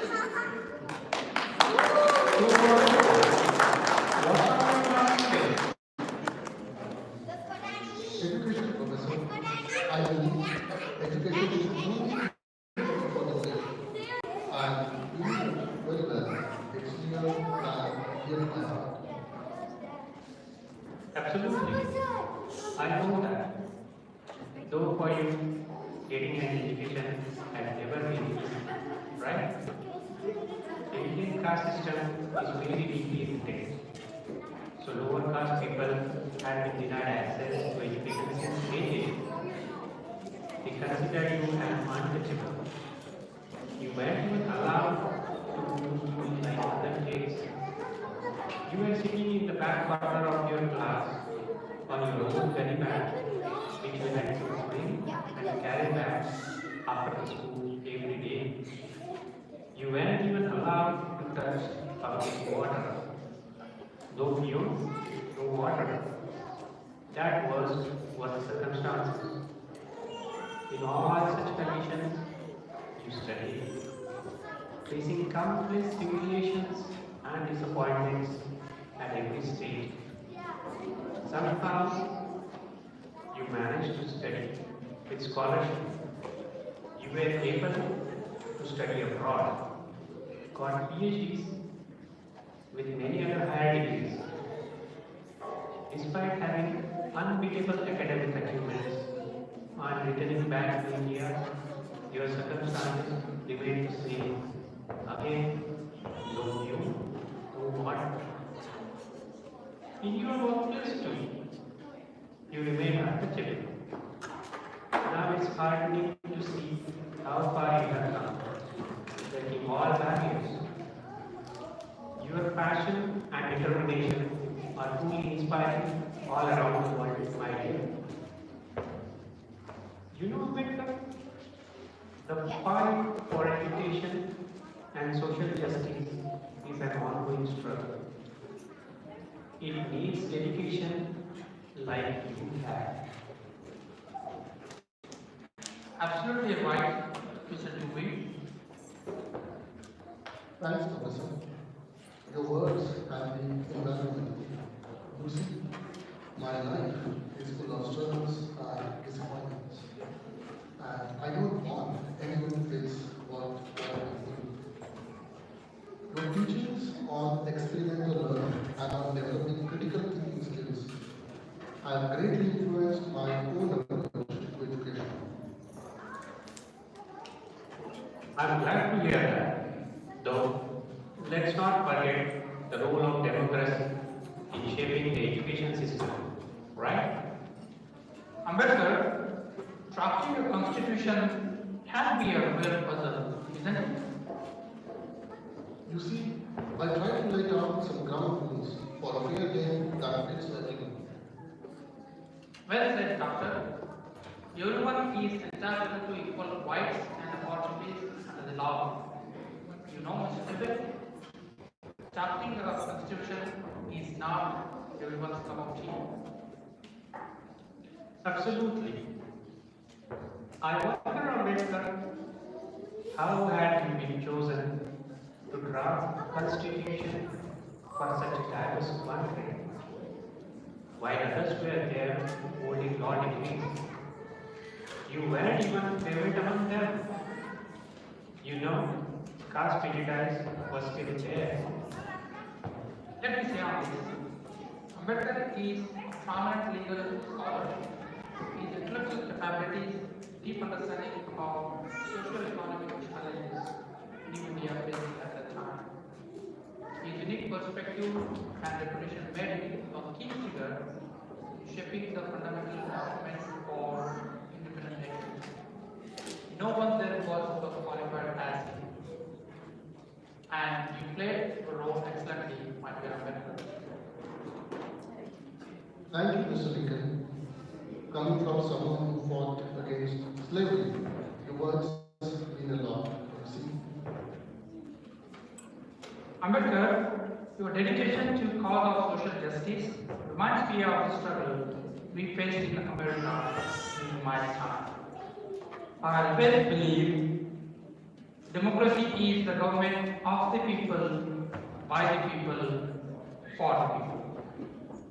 Indeed, Mr. Lincoln, your leadership in abolishing slavery and your steadfast commitment to equality have left an indelible mark on the world. You see, it gives us courage and compassion. Your Emancipation Proclamation was a turning point, Mr. President. It was a bold step towards a more just, inclusive society. It was a necessary step, though I believe then, I do now, that we all are created equal and endowed with equal rights. Let's not forget about the importance of empathy and understanding as well. This is what drove me to recognize the humanity in every person, regardless of race or color. My own battles with legislation to end slavery were fierce but necessary. Yet, even after Emancipation Proclamation, the struggle for equality is still ongoing. Yes, laws alone can't change heart and minds. We must foster empathy and understanding among people from different backgrounds. You know, education plays utmost role. Absolutely, Professor. It's about addressing systematic injustices from all angles. You see, I must say, cultivation of mind should be the ultimate aim of human existence. Mr. Dubey and Dr. Ambedkar, our legacies may be separate, but our shared values unite us across the generations. Cheers to equality, yesterday, today, and tomorrow. Cheers to liberty. Cheers to brotherhood. And it fills up with excitement and sense of gratitude.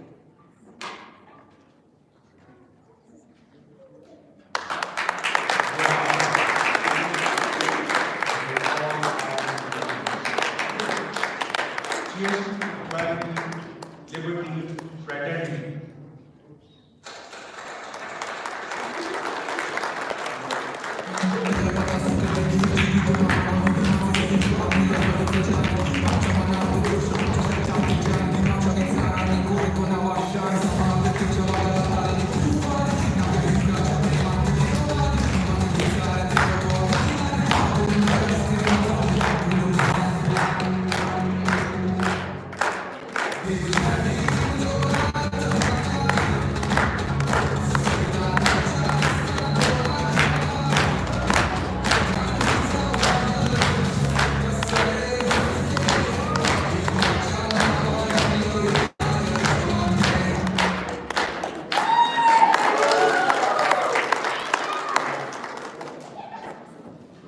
Thank you everyone for this captivating performance. Thank you for making me visualize the struggles and hope this would have been possible, that all the freedom leaders would have been. Up next is a musical tribute to Dr. B.R. Ambedkar. Theme songs inspire us to continue Dr. Ambedkar's work in our daily lives, striving for a world where justice and equality prevail. Please welcome Mr. Akshay to the stage. He will be singing the song by Baman Dada Kalar. The song name is Pani Vargamai.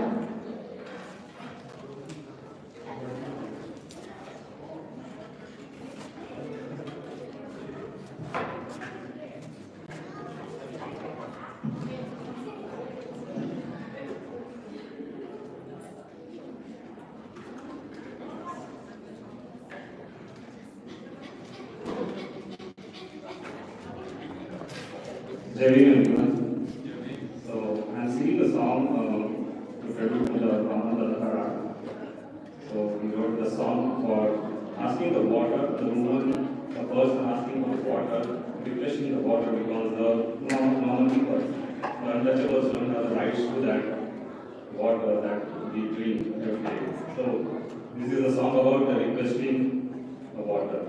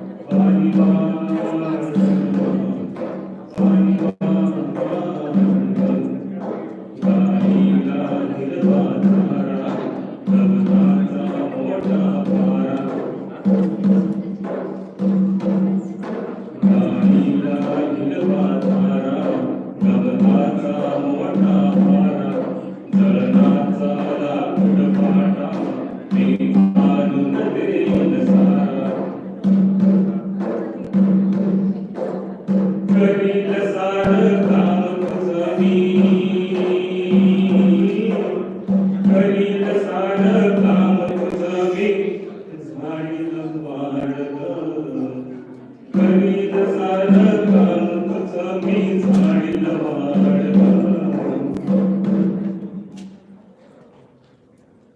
पाणी वाढ पाणी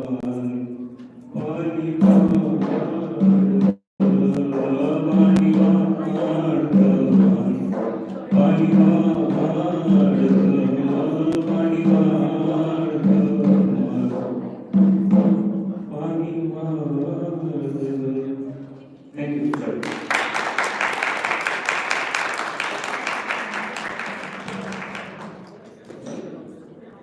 Thank you, Mr. Gaurav.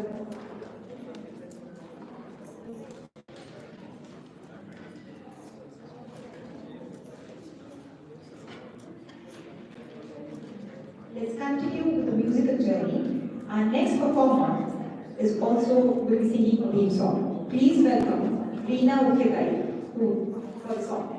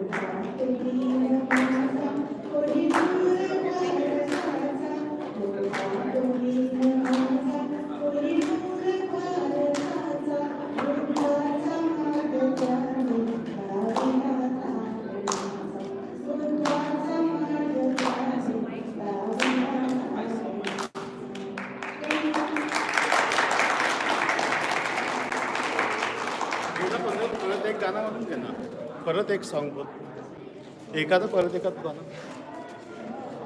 Singh one more.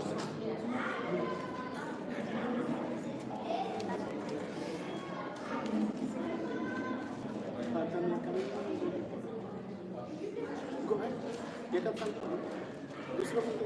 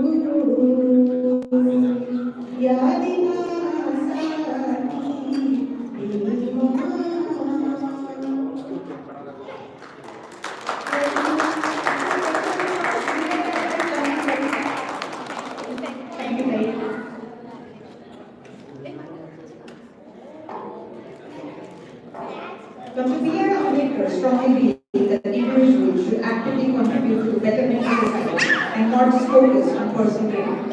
Our next presentation is of Mr. Anup Kumar, the driving force behind Nalanda Academy, Wardha, Maharashtra, India. He has dedicated his life to the Ambedkarite mission. I invite Mr. Chandra to present Mr. Anup Kumar's presentation.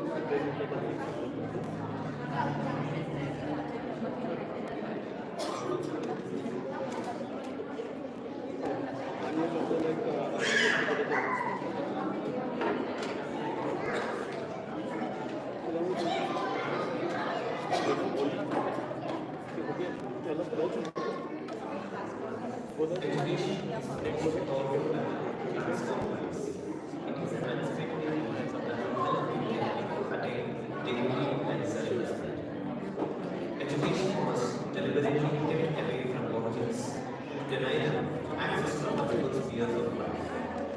As a result, the presence of American students in university spaces is disproportionately low, and there is a great necessity to train our children so that they can enter the premier educational institutions of India. Nalanda Academy was established with the aim to help students from origin communities make their way into India's premier educational institutions. It was started in 2015 in Wardha, Maharashtra. The institution seeks to provide holistic training to Gujarat students. I've been holding this academy for the last 5 years in this place. But I've been in Vadodara for the last 5 years. So the first time I came in Vadodara was in 2019. And I was there just for a couple of months just to teach students and students The students undergo a year-long session of rigorous coaching to help them crack the toughest university entrance tests. They come from humble lower caste backgrounds, teen-25 tribes, and nomadic tribes, many being first-generation learners. Most of the Gujarat children villages in small towns drop out of college and work as auto drivers, mechanics, and daily wage laborers. Even though some are interested in pursuing education, lack of exposure and guidance, limited knowledge of English, and poor financial conditions prevent them from succeeding.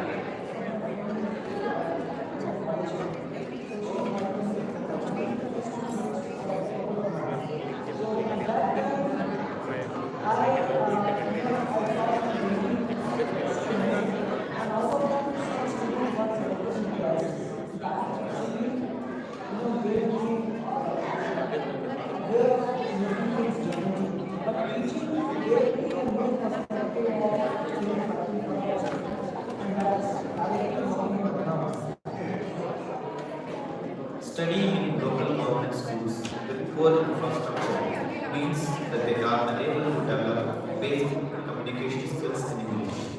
This becomes a major disadvantage for them. Many of them are not aware of certain universities and other premier institutions and the courses they offer.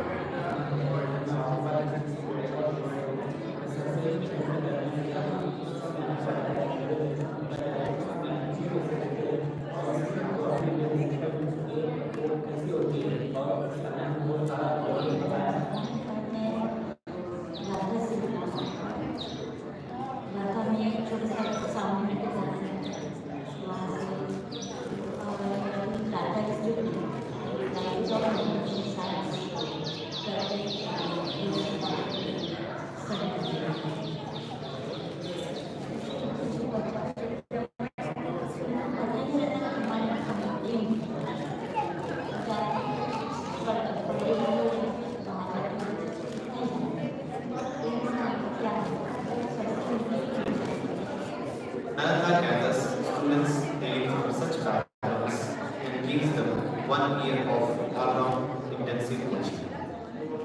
It not only helps them develop their requisite skills, but also teaches them about their own history, their own identity, and their own social pattern.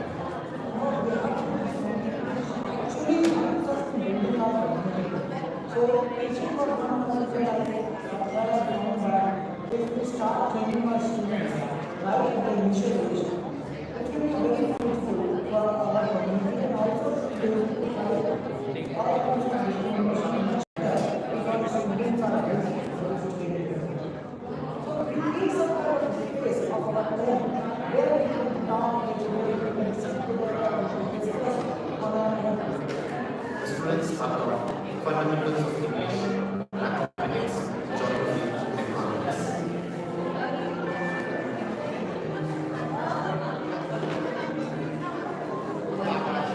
Each student carries a dictionary and last, if feasible, a smartphone to help them understand difficult concepts and know where exactly the things they are discussing are taking place. All these subjects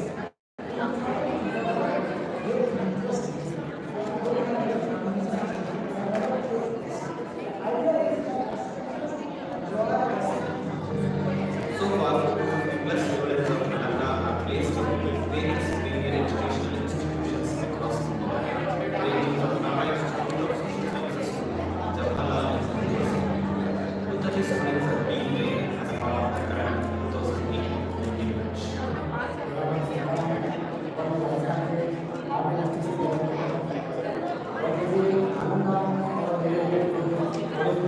what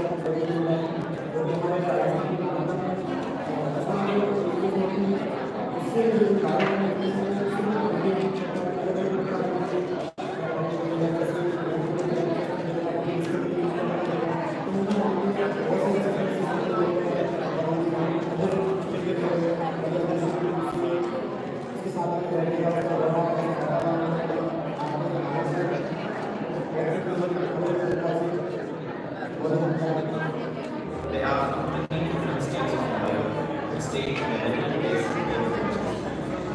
Ambedkar even provides scholarships for voucher schools who are eager to pursue education but unable to shoulder the financial burden.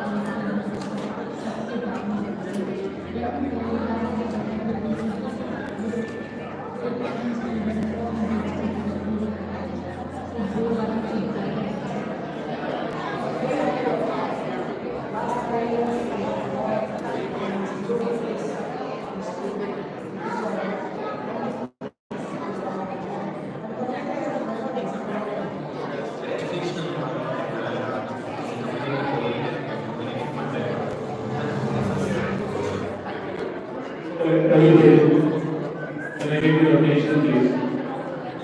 So, Anna received this request from Anup Kumar sir of Nalanda Academy, which is in Varda, and we wanted to honor that. Everybody knows about Anup Kumar. He is running Nalanda Academy in Varda since 2013. He successfully qualified many students from Dalit and Adivasi background to qualify for higher education in national and international level institutes. Currently, he is working on Nalanda Abhiyan campus in Varda, which will be India's first community-funded residential institution for rural, non-English speaking students, which is said to be completed by 2027. You just watch the video. Please visit their website, nalanda-academy.com, and try to understand their mission and try to help them as much as possible. And lastly, I would like to make an announcement for Anna's event, which is a Sanyuk Jayanti in the Memorial Day weekend. It will be on May 23, 24, 25 and 26. Every year since 2008, Anna does this Sanyukta Jayanti to honor Dr. Ambedkar, Mahatma Phule and Buddha Jayanti. Many Ambedkarites and Buddhists from the tri-state area gather in a retreat setting and spend 3 to 4 days together in this retreat. I would like all of you to participate in this retreat. Please visit Anna website or one of the Anna members to participate in this retreat. Thank you.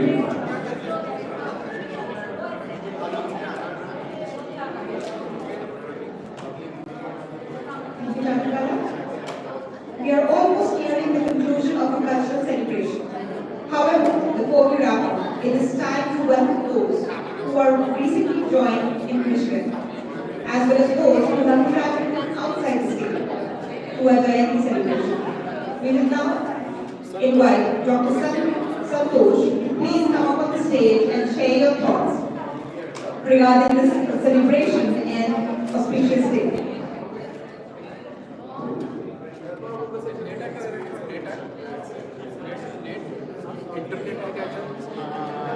Internet है इसको अगर display करते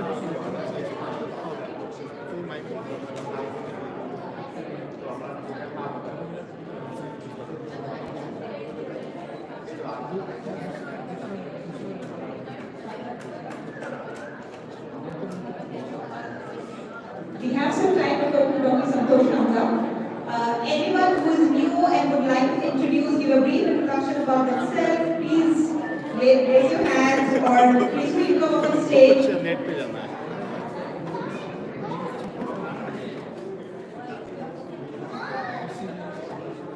अगर तो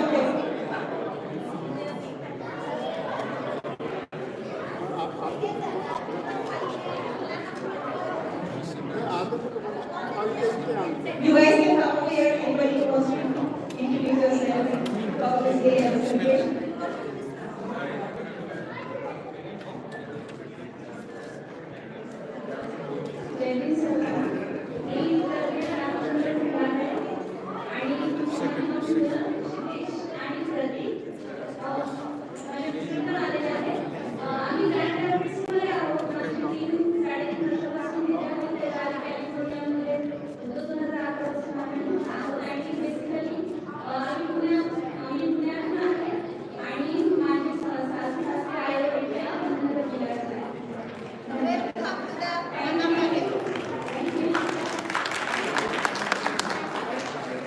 Thank you very much. Anybody else who would like to give an introduction or talk about Baba Sahib?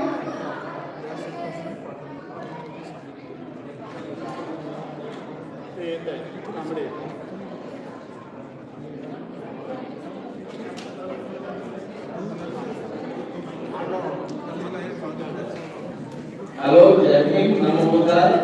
I'm Rajesh Kamble. I keep visiting US, like back and forth to India and back to US. Nishi is my younger bro. We both studied in the same school, which Baba Sahib Ambedkar instituted, People's Education Society.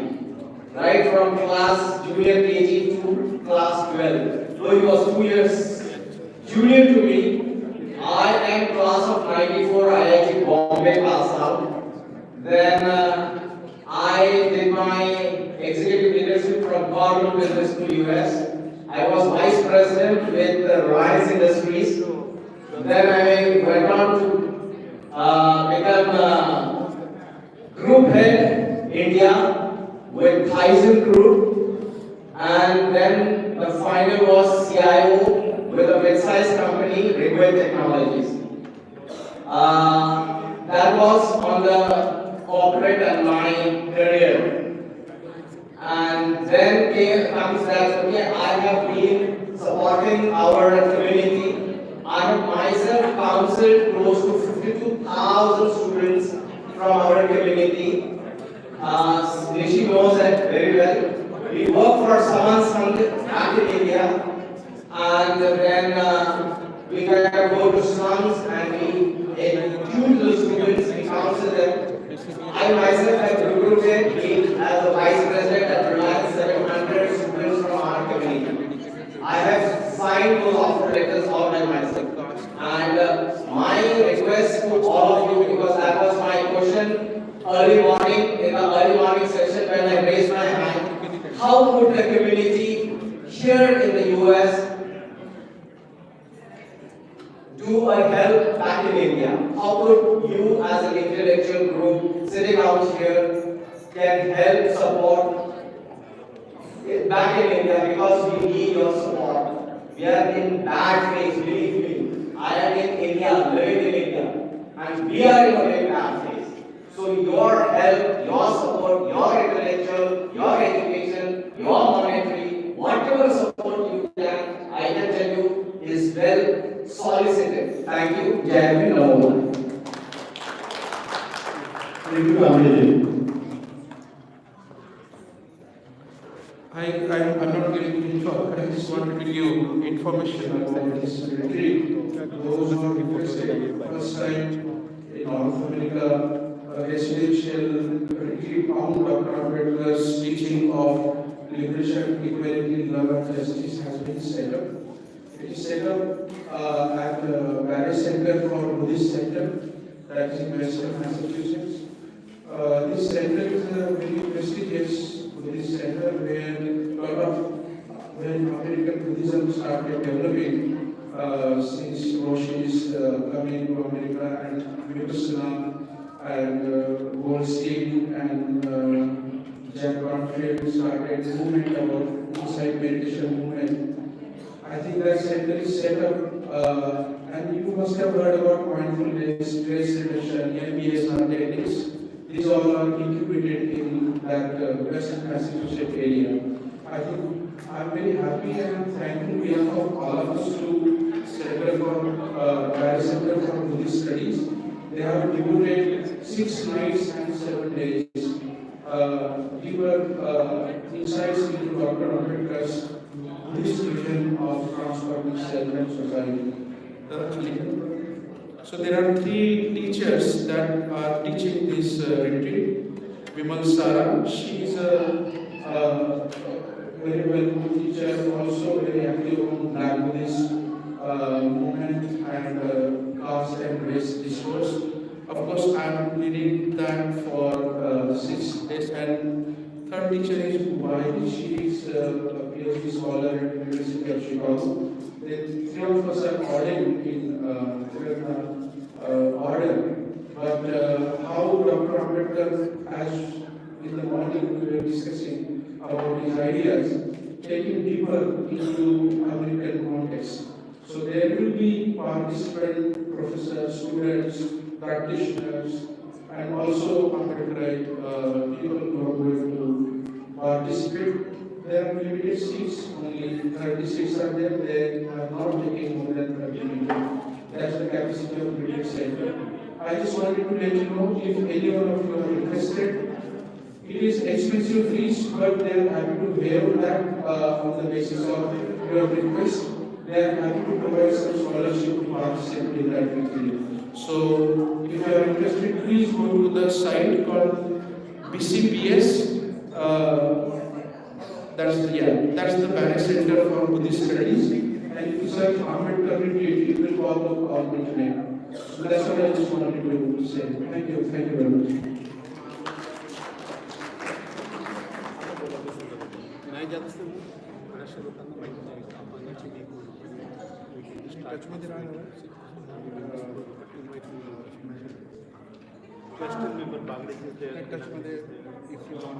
Anybody else who would like to introduce yourself? Bhavya sir. Right, sir.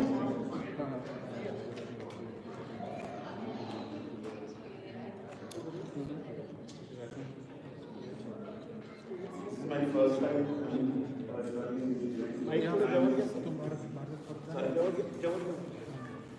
So I'm Ramchandra Vindare. From last years, I'm taking the undergraduate. I'm working with the Academy of Personality. And it's nice meeting all of you here. Thank you. My wife.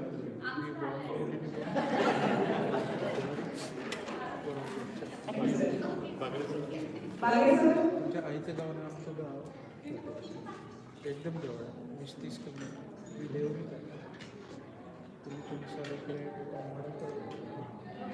30 kilometre 30 खूप जवळ. Hello, good evening everyone. My name is Vijay Ramde. Actually, I am from Canada.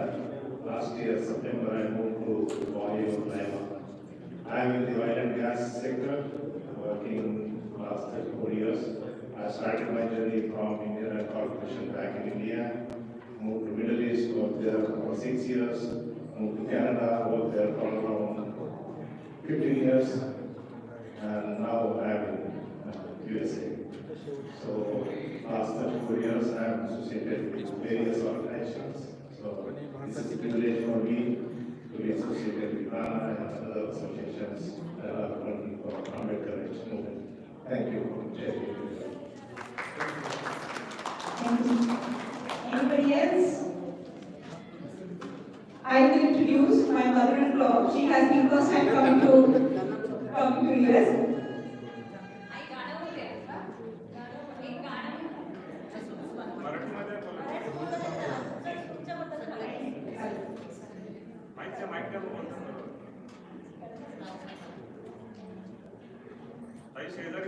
Hello, सर्वांना माझा माझं नाव नेमदास केसर म्हणजे केसर नेमदासामध्ये स्वागत.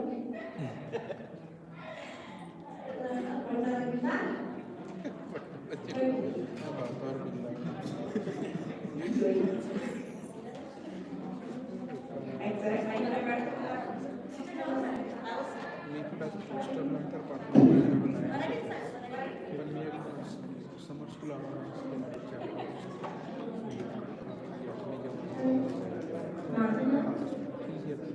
मी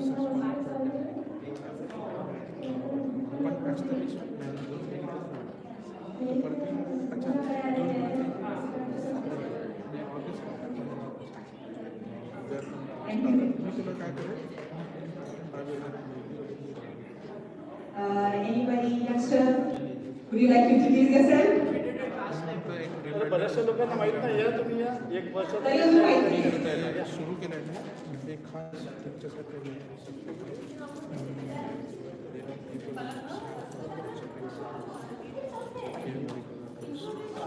My name is Ashutosh Ambedkar. I'm from Nagpur. I'm a project engineer working in a software company. And that's it. My name is Ashutosh Ambedkar. Ashutosh Suresh Ambedkar. I'm from Nagpur. And currently I'm working as a project engineer. I stay in Tier 1, Michigan. I completed my master's degree from UFM Yoga.